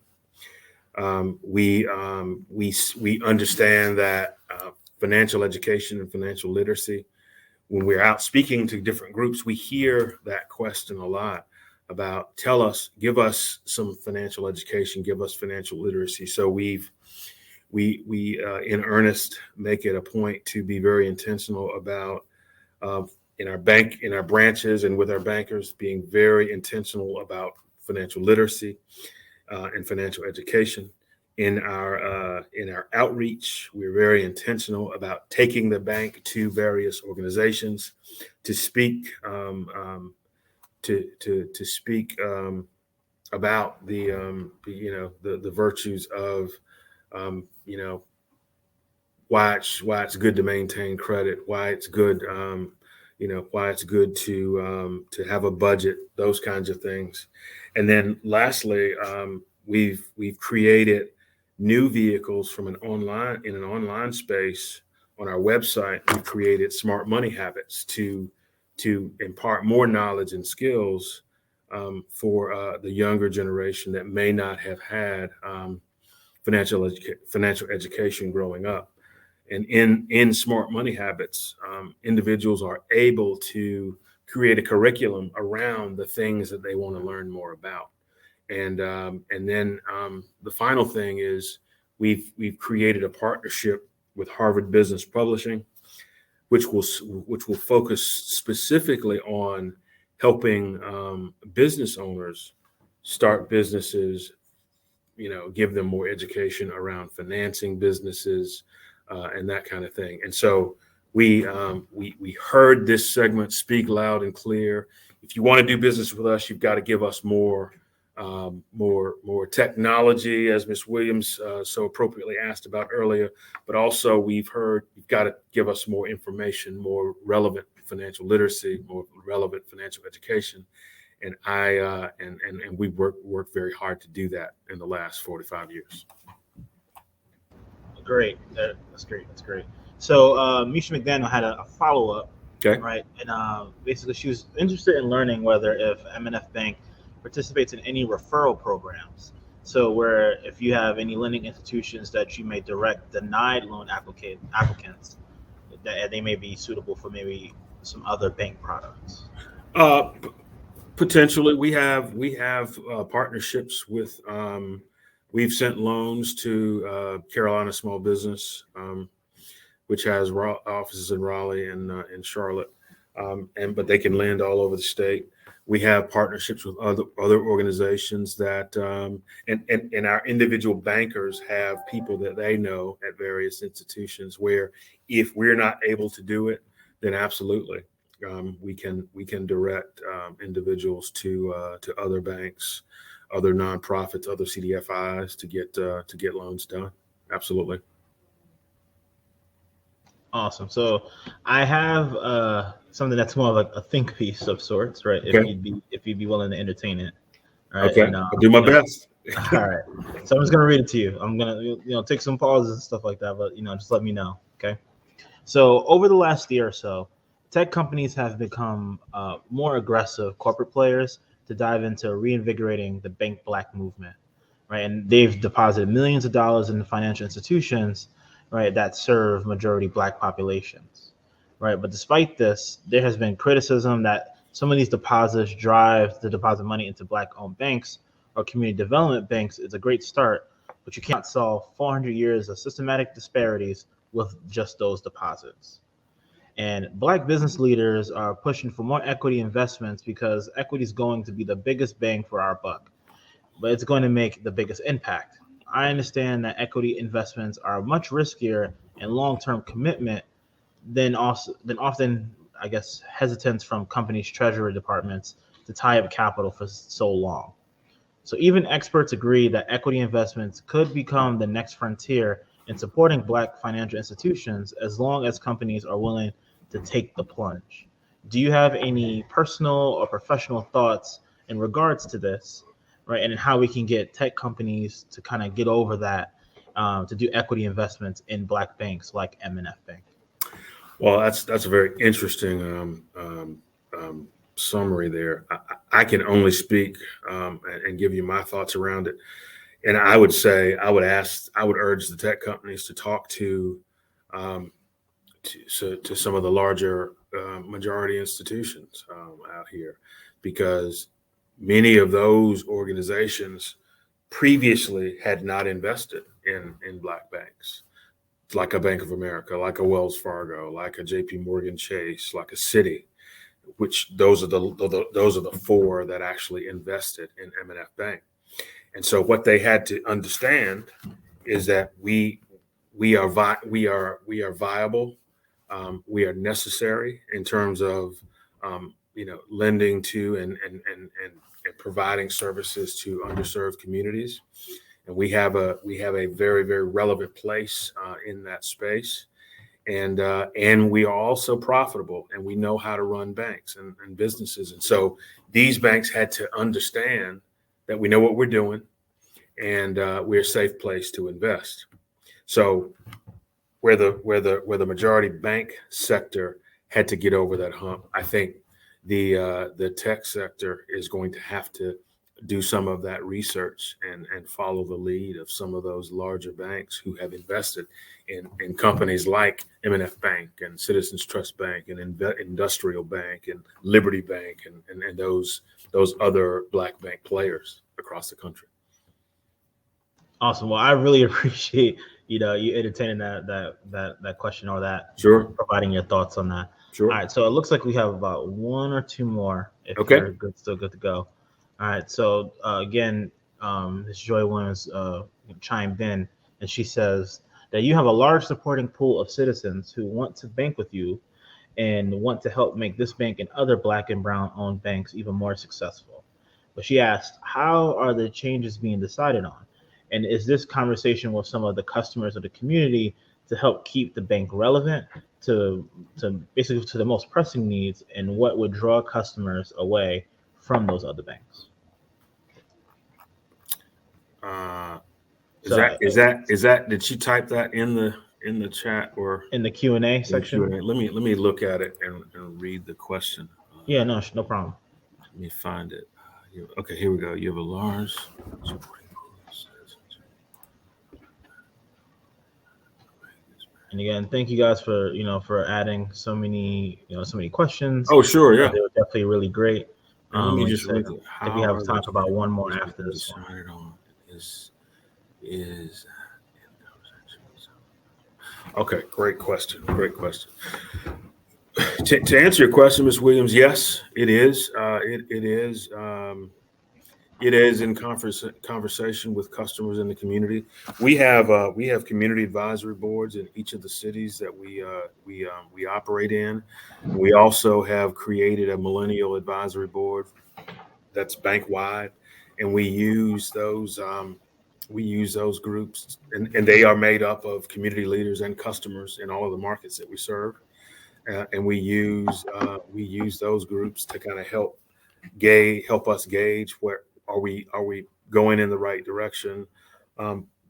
We also talk to our customers. We survey our customers, and one of the things that I want us to, and I'm going to be pushing for internally, is for us to even do some focus group kind of work to really get some people in a room and kind of talk about, here's where we're thinking about going.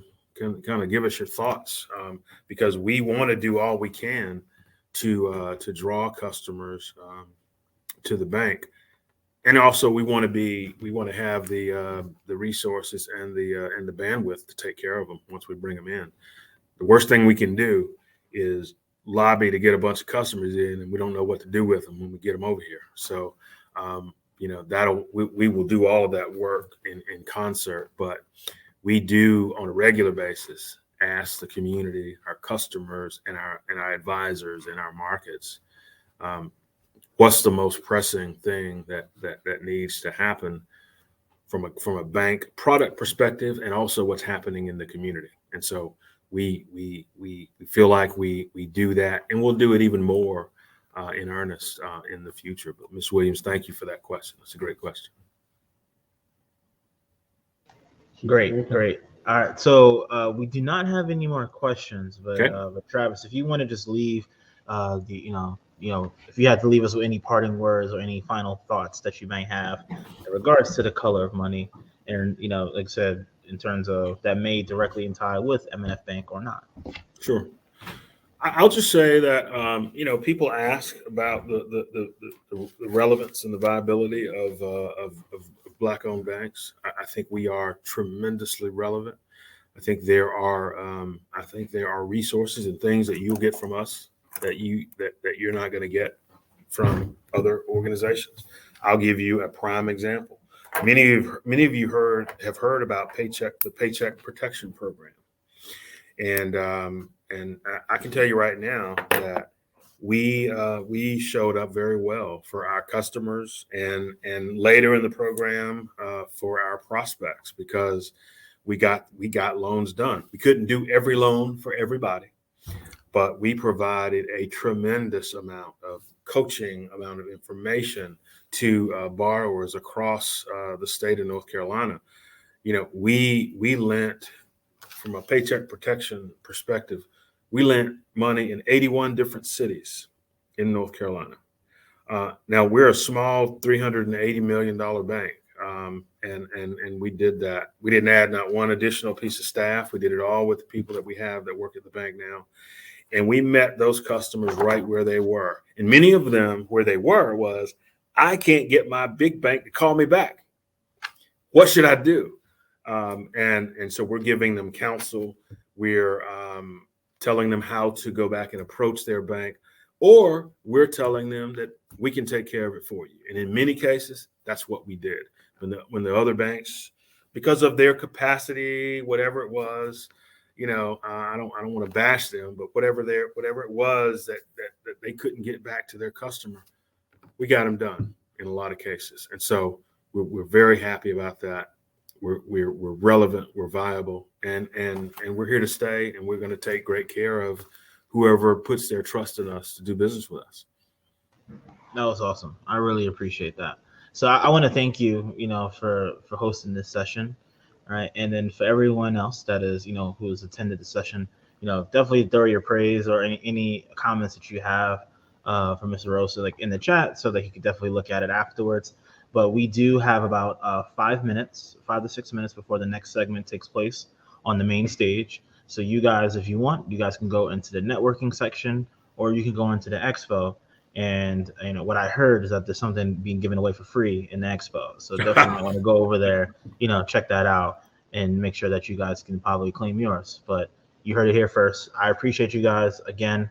Thank you, Travis, for dedicating your time for this session. It was really, really helpful. Thank you. Happy to do it. Have a great day, everyone. Thank you for being here. I want to welcome folks back. So we are moving into a very special portion of our summit. So we've invited 3 dynamic Black women entrepreneurs at various stages of their journey to come and offer their stories. So if you can remember from our previous video, what we talked about was the importance of investment in Black women because of the economic empowerment that it brings to the entire community.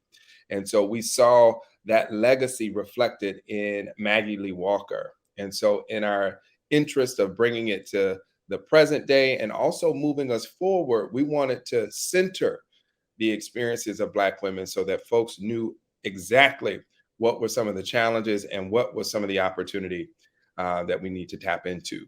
So I want to give these women the floor and give them plenty of time to share their experiences and offer their perspective to help enrich not only the investors, but also founders in the room around what is it that is really important to know about this journey as an entrepreneur. So without further ado, I want to bring those women up, and I will take a back seat, and here they are. They will introduce themselves.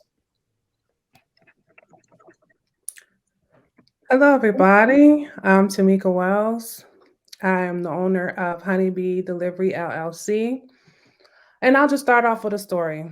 I love singing and dancing, and I love watching young people achieve their goals and their dreams.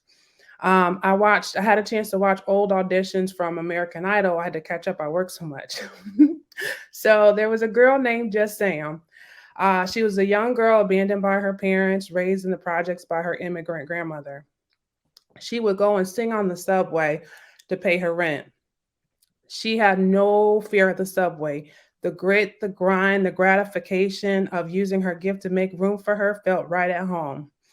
But when she stood before Lionel Richie and Katy Perry, she couldn't get her song out. She was stuck. All the nerves and the reminders that she did not belong there came back just like that. It was too bright in there. Wait, where is Hollywood? It's too rich. Who is she to go all the way to Hollywood? Never mind win the competition. The one thing that was offered to her by the judges was Lionel Richie asked her, he said, Sam, do you feel safe?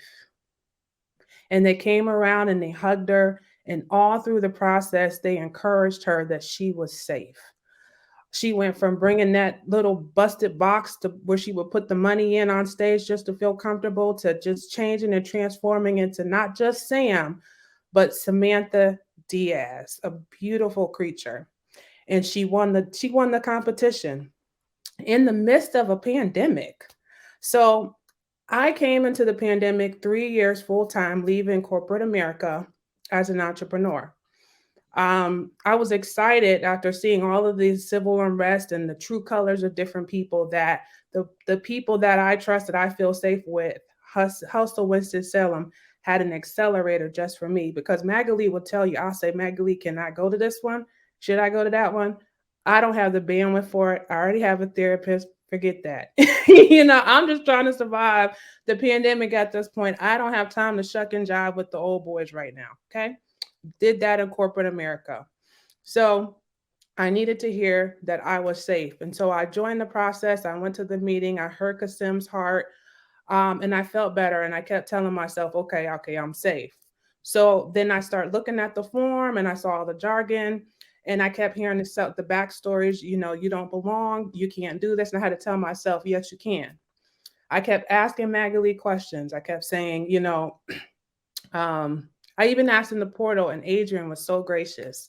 And I said to her, the thoughts that came to my mind were like, okay, you don't have a Harvard business degree. You didn't go to Stanford like the CEO of my competition. My son loved the show Shark Tank. And I, working 14 hours a day, will randomly pass by the TV set as he's watching. I would hear terms like equity, seed funding, valuation. But what it meant, I had no idea. And so the process, looking at that form, kept saying, you do not belong. And then I thought about my background in banking. We were trained that when you speak to people or customers, you do not use jargon and acronyms. And the same thing if you travel to Spain. Their dialects, even though you say you speak a Spanish, but what kind of Spanish do you speak? Okay. Is it Castilian? Is it from Galicia? You can go on and on and on. Same thing in American English. Do you speak banking? Do you speak art? Do you speak seed funding and scaling? No speaky. So I got to this form and I'm like, I'm at a loss and I'm intimidated. And then I have my own personal battles going on, as we normally do, especially when we want to scale and we want to overcome obstacles. And so I quit. And I mean, I not quit. I actually finished it, but I did a half job, to be honest with you, because it was like already everything told me, no, I'm not welcome. And so I kept asking, even though I asked, and I'll get back to, I asked Magali this. I said, Magali, I said, how much do I pay myself as a CEO? We're used to working for free. You just survive. How do these gig economy companies say that they're raising seed money, millions and millions of dollars? They're not turning a profit from all a gig economy, Silicon Valley, yet and still the CEO of the most oppressive company I ever worked for as a gig worker is a billionaire now. How they do that? Teach me that, And so, and then how do I keep my cool when you stand before investors and they can ask you HR inappropriate things in the corporate world, like, if we give you this funding, do you plan on having children in the next year? So I want to be that girl like Just Sam, who transformed to Samantha Diaz. I don't want my dreams to die with me on the subway. I'm built for greatness, and I want to be that investor one day that helps people grow to their dreams. But you got to teach me the language, and I'm willing to learn so that I can teach others. I'm Tamika Wells, and I will pass it on to Karen. Thank you, Tamika. Thank you. You will not be that person that you said you don't. You won't. That's not going to happen to you because you have a vision. Stay close and understand your purpose and your focus, and you keep going there. Thank you for that story. I'm feeling good. I'm Karen Cuthrell. I'm CEO, Chief Emotions Officer of the Feelings Company, where we grow folks socially and emotionally stronger in the early years. We understand that love is the most important feeling, and I love that you're spending this time with me today. So I'm going to tell you the Feelings Company story, the investment journey. Ta-da! My feelings, perspectives, etc., where we stand today. 3 stories I got to tell. I had an outrageous, someone came with me with an outrageous percentage, won an outrageous percentage from a company as an advisor. That's one of the horror stories, an outrageous percentage from a company just for an advisor. And then someone else won an outrageous return on their investment dollars and equity. And I'm looking at myself, is it me? What am I saying that people can come to me with these outrageous things? But one of the biggest stories was that I was in an incubator, and it was the time that my mom was transitioning, and I was going there every week trying to just keep up because I lived with my mom for 24 hours a day, 7 days a week for 4 months while she was transitioning in a nursing home. And so I was going, trying to keep all those terms. I'm like, okay, you have to teach me those terms in my head. And one day they said to me, no one's ever going to invest in you. No one is ever going to invest in you. And that came to me at a time where I was already at a long time, just barely making it. And so I had to look at that and say it was just an experience. It was just an experience because thank God I'm emotionally intelligent enough to understand self-awareness of others. And that statement was really how they felt about themselves. And so with social emotional learning, self-awareness, you cannot allow people to project their feelings of inadequacy on you. So I did not let her do that and kill my purpose or my dream, because I realized I have an assignment in this world and I have a purpose. And I also rock with the senior citizen Black Women Magic Group. We're senior citizens doing this entrepreneur thing, and it's great. So after that, what happened when I didn't allow that to happen? A man that I had met at Venture Cafe came with me to my mom's room one day, and we've been talking investment, and he looked at my mom and he said, Miss Jenny, my name is, and we're going to take care of Karen. It's okay for you to go ahead. We're going to take care of Karen. And my mom thanked him. He said, I got 2 friends. And the 3 of us, we're going to take care of Karen. And that piece right there showed me that when things come in your life to stop you, there is a God that will give you faith and send a message just at the perfect time to keep you going forward. And that's what happened. And that's how I got my first investment firm. I'm sitting in the room right now where I got my first investment. This is a magical room and it's awesome. But if I had listened to those people, that person who said, no one's ever going to invest in you, I wouldn't be sitting here today. So what would I like to see changed in the investment space for me? More people need to invest in education. You know, when I was in Washington, D.C., there was a dental group that wanted to invest in the Feeling Friends. But when they took it before their members, they chose to invest in prisons because prisons make more money at the time than education. And if we don't invest in our children will continue to have curriculum that's not culturally relevant to them, and it doesn't fit the way they learn. So I would like to change in that space, more people just to invest in education, and to also know that adult social emotional learning is so important. So Magali and I met Magali in 2016, and I've hung on to her, clutched to her since then. And so she said, do something that a Feeling Friends would do, you know, to explain who you are. And I said, well, okay, Magali, if I get a download. So this is the poem I have for you all today. Leaving the world better off, emotionally better off than I found it. Raising capital for the Feelings Company was a full-time job. As a senior, Black, gifted, and a woman in education, my experience has been 10 times as hard. Seeking investment for a Black person is like the auction in slavery. Your arms are strung up to the sky while folks measure to see if you are worthy. As a Black woman with a world-changing product, the Feeling Friends is a world-changing product. It is even expected that I come to investment in heels, even if I pitched the perfect product, folks still didn't make the deal. So I knocked on investors' doors, and if they opened, I was ready. But the yes that I needed to hear so often rarely came for me. Why won't people invest in me? In the past, is what I often ask. Now I don't give a flying. I just stay focused on my social and emotional tasks.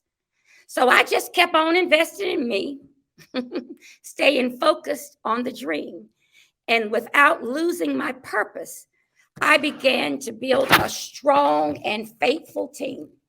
Now, my team doesn't look like others, but is exactly what I asked for years ago. I asked for a team of believers, and one by one, they have begun to show. Now, my team didn't come with investment dollars. No, they came with so much more. They came with wisdom, knowledge, and the experience that I was looking for. I do not measure my success through the current investment dollars I received. I measure my success on the things hoped for and the things that I still have not seen. So if an investor comes, they come, and I'd love to see you. And if it is never to be, I go to sleep each night in peace, knowing that I've changed the world just a little bit, socially and emotionally. I am Karen Cuthell of the Feelings Company. Thank you, Magali. And I pass this mic on to Shannon. Thank you.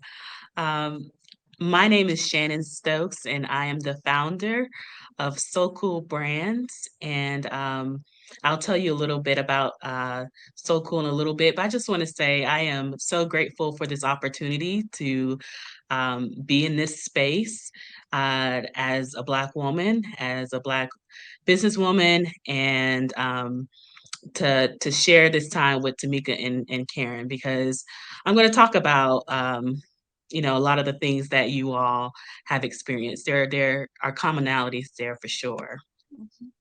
So I founded So Cool Brands last summer with my husband Hansel Cooley. So Cool Brands was founded to fill the void of accessible health and wellness products for Black women. And we do this through a line of health and wellness products that are created with Black women in mind. We are in the process of developing a CBD sparkling water beverage, as well as other products that really enhance the self-care of Black women. And so this business just really came out of the idea and the research that Black women are one of the highest consumers of wellness products, yet most products are not made with them in mind. We market to Black women to buy products, but we're often treated as an afterthought and often underestimated. And I found that in this space of looking for funding, looking for investment. And we know that when we invest in Black women, who are often the pillars of the community, taking care of everybody and everything, and often putting themselves last, that, when we do invest in Black women, it not only improves their life, but it has a positive impact on their home, their community, as well as their family. And so, I took on the challenge of really helping Black women who are disproportionately impacted by a lot of healthcare issues. And so our product line is created to address that, but then also to create a wellness community, a supportive wellness community to talk about these things and how we can create change.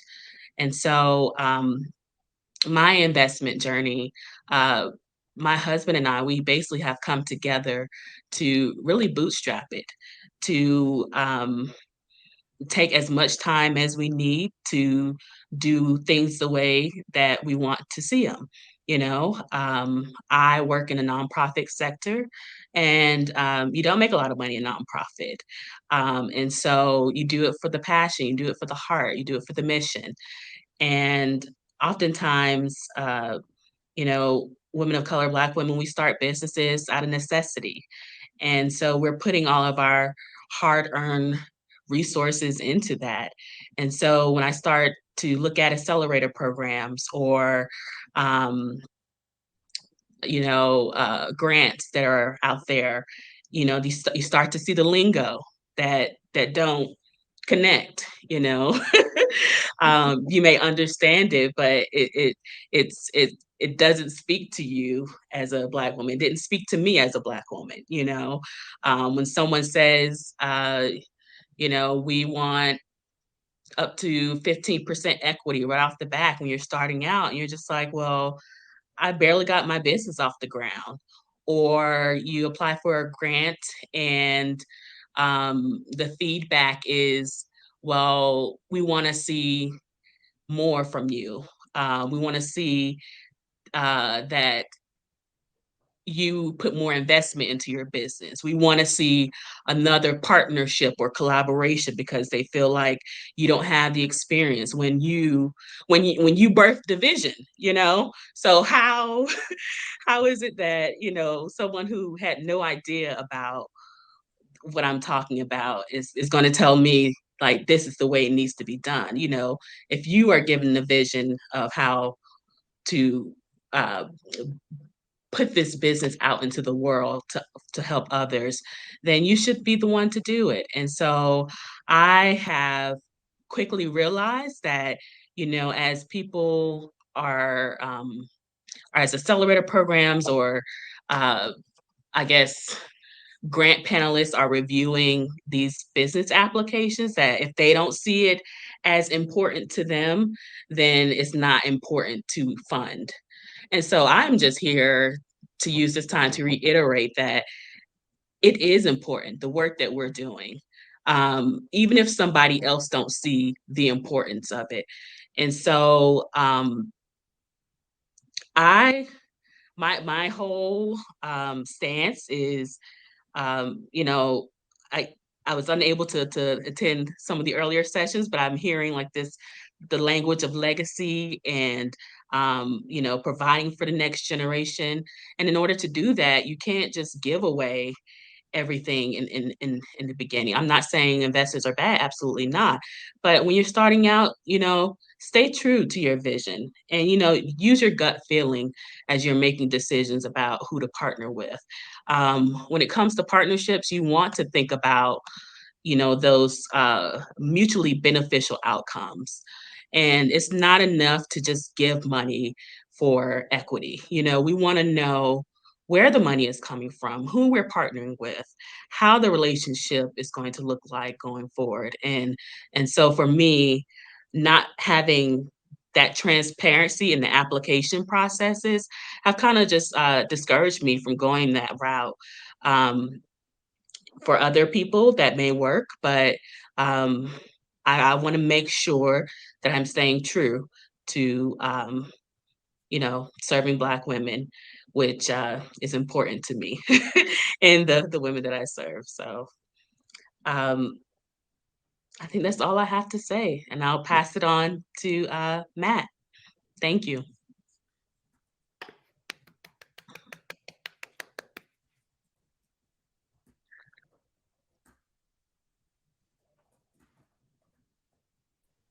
So we are going to take a couple of questions from the audience.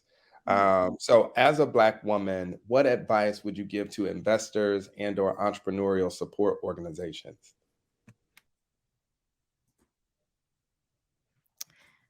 I would say to entrepreneurial support organizations, when you're doing this piece right here and you bring somebody in the incubator, start with the finances, start with the money aspect of the business.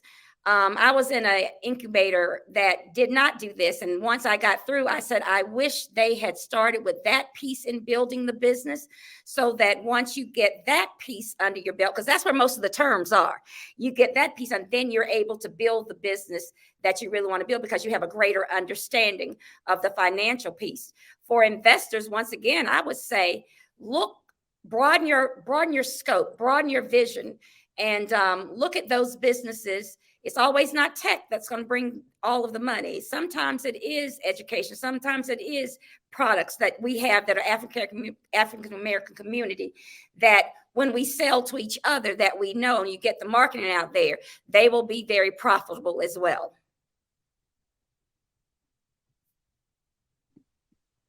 And I'd agree. I piggyback with what Karen said, and then when you, like I said, well, I don't know if I remember I said it, but I come from a background of a single parent, then I became a single parent, then I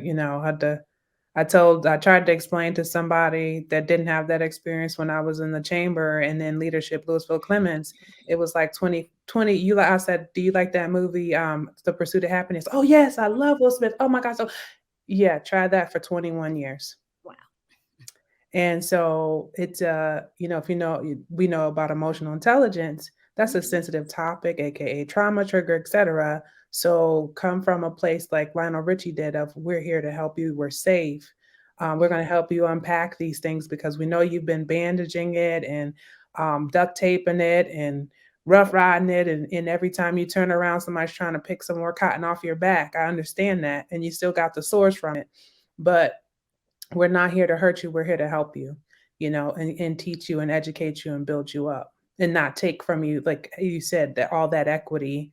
We didn't leave or dare to be entrepreneurs in order to be, I was going to say a word, enslaved again to another master. Exactly. I feel like those are my sentiments as well.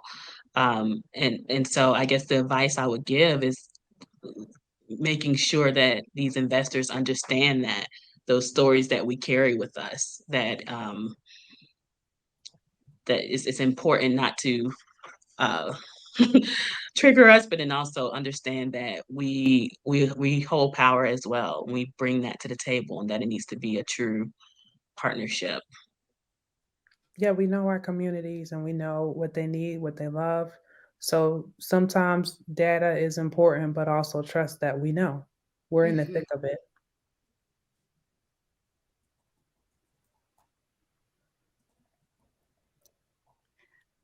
It says, what keeps you going when met with faith? Faith keeps me going, and knowing that I have a purpose. I found out what my assignment was. My daughter was diagnosed with depression at 6, and so that's how I got into this emotional intelligence space, because they said you got to get her to talk about her feelings. So I asked them to give me something, and they had nothing. So to save my daughter, I knew I had to develop something for her, and I did. And that was years ago. And so that I know that we have something good here, and it's not just people with children with depression. It's everybody right now. COVID has leveled the playing field for mental health and social emotional learning, especially in our communities. Mental health is still, after all these years, a bad word. So social emotional learning allows you to begin to look at mental health a little way. It's that door opener to mental health. So knowing that we're opening doors and that we are getting people emotionally whole, that keeps me better going every day. Every morning I ask myself, or what are you going to do today to make the world emotionally better than you found it in the evening? Did you do that? So that's what keeps me going every day. Yeah. I'm going to answer the question, what keeps me going when met with resistance? And I didn't mention this. So our product line hasn't launched yet. And it's been really delayed for a year. And so I am grateful and happy that we are going to launch this summer. But that whole process was very discouraging. And I think what has kept me going is not only my faith in in believing in what I'm doing, but then also having that circle of friends, my Black women friends who always check in. They're like, so what's going on? What's up? And because no one else would ask. It's hard when you post about something on social media and you're like, oh, this is gonna happen, and then it just doesn't. So yeah, I think it's so important to have that community, that supportive community around you, that's riding with you through it. So yeah, That's what keeps me going. Yeah, I totally agree. Um, I would say education. I always, I self-education is the best education. So I may not have a college degree, but I have over 40 hours of class time with the Small Business Center, um, reading books. I have over 100 Audible books. I've studied. I'm certified. I'm a master certified life coach. I've studied Greek, and I'm probably going to study Hebrew because I don't want Europeanized faith anymore. I want what he said, and that's it. No, yeah, chew up the meat, spit out the bones, but always just keep growing and be like water. We were designed to flow. We were designed to move around obstacles. We were designed that if we keep going, we can erode those obstacles. Look at the Grand Canyon. We are more powerful than that. So if somebody, as I've seen so many different changes and transitions in the last 18 months, 2 years, with people, friends, communities, and chambers and groups I do and do not belong to anymore, churches I don't mess with anymore. You got to flow. You got to know, and like she said, know your purpose, know your source, know that you walk in abundance. And if there's an, if there's a no, is that a no to scale, or is it a no to move and go a different direction? Yes. And being self-aware and knowing what you can and can't manage or handle at that time, because we were trained to handle it all no matter what. And that's not necessarily true. We deserve that respite, and we deserve that break in that safe space.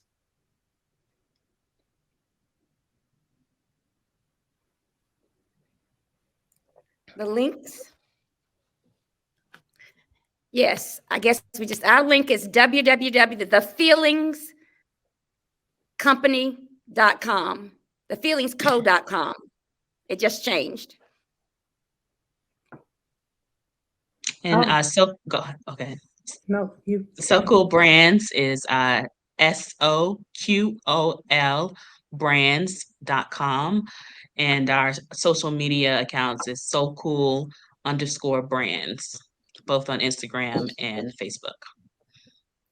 I have on Instagram, she is Tamika Wells, or at she is Tamika Wells. And I have at Coach Elevate Her. And I'm currently launching a mastermind groups for women to come together and problem solve and be that group that Shannon was talking about for us. So there's a lot of irons in the fire. I'm also on Amazon. I'm selling on Amazon. I took my grocery delivery business to Amazon, selling non-perishables now. So you flow around things. But when I get www.tamikawells.com up, I will let you all know. It's just a lot moving, but it's going forward. All right. Listen, I want to give you all just a round of applause and thank you so much Thank for you. sharing your Thank experience you. and your perspective. Seriously. I just want to take a moment for us all to really reflect on what was shared with us when we think about what it means to prioritize the safety, the trust, and the economic well-being of Black women who are doing so much for our community to really lift us up.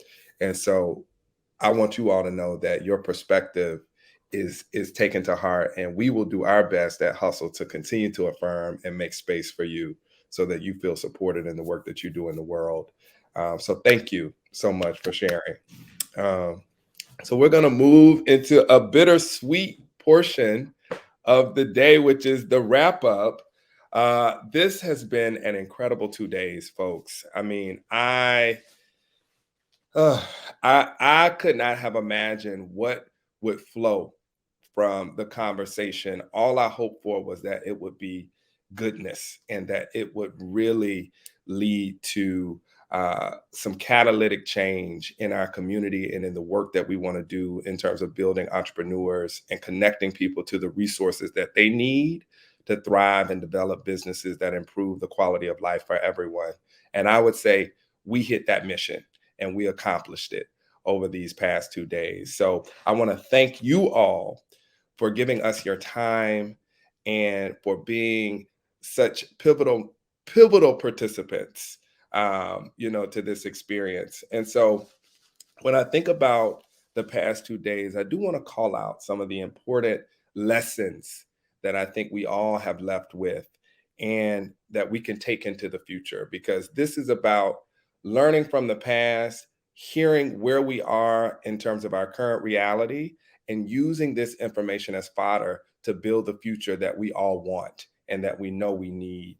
And so when we think about what Qasim shared with us on that first day in terms of understanding the historical context of inequality and inequity, and how it really starts at such an early age when it comes to building these pipelines for venture capitalists that are housed in these elite institutions and elite spaces, and how really important it is for us to democratize that process, for there to be a space for all of us to make way for investing in businesses and investing in our community, which is really the work of Dr. Shantae Williams and her book, Black Angels. And so if you haven't hopped into the expo and visited her booth, she's actually giving away 50 books. So for folks who sign up, so you have that resource available to you, because we need as many people in this investment pool as possible. I want to thank Terrell Turner for his work in terms of really giving us the language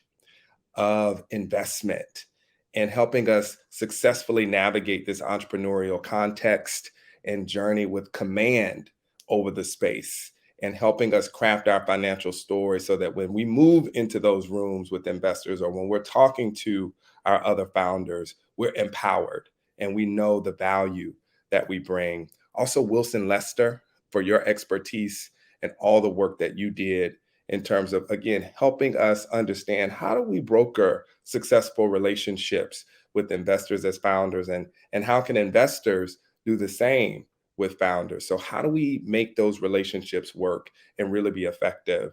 Also, I want to call out the expertise of our panelists today and all the work that they're doing as entrepreneurial support organizations to build out inclusive ecosystems that enable us with investment dollars, and that also are preparing us to innovate and lead in ways that historically has not always been afforded. And so we are truly standing on the shoulders of giants when we think of our entrepreneurial journey and the success that's ahead of us. When we think of folks like Maggie Lee Walker and those Black Wall Street business owners who really stood the test of time and the resistance of enslavement and Jim Crow to start to build sustainable futures that we are starting to live in and want to continue. I guess the other thing I would say when it comes to disrupting bias, for those of you who had an opportunity to listen to Shane Vermally, he offered some incredible insight from the investor side in terms of what it looks like to provide equitable support to people. So it's not just about writing the check. That's important. It's also about providing some support services. It's about going into the communities that you really want to invest in and building relationships with strategic partners and also with them directly. So it's not just on the founder to have to adapt and mold themselves in a way that feels palatable, but that they really are understanding the culture and the people who they so, desperately want to invest in, right? So that's something that's really important. Also want to continue to emphasize the importance of championing Black women and the economic investment in Black women. That's so important for the future and for today, right? Because what we know is that Black women as leaders and pillars in the community have infinite impact on possibilities for everyone, right?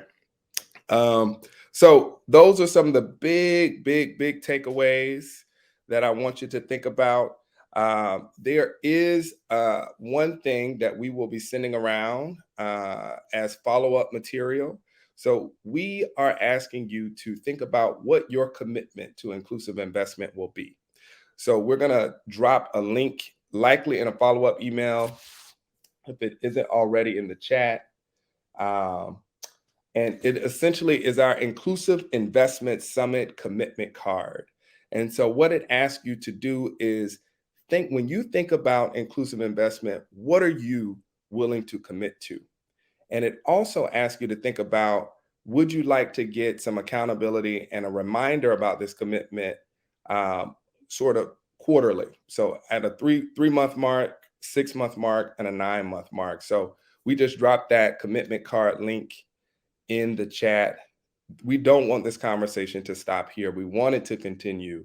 We want you all to know how invested we are in the process and how important your role is in maintaining the momentum from the summit today.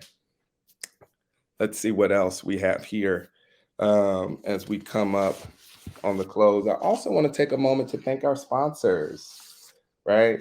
And so we would not have been able to create this experience without the support of some incredible sponsors and organizations within our community. So I want to shout out the North Carolina IDEA Black Entrepreneurial Council for their support, the Black Philanthropy Initiative of Winston-Salem, the Winston-Salem Foundation for their support, also Building the Boss.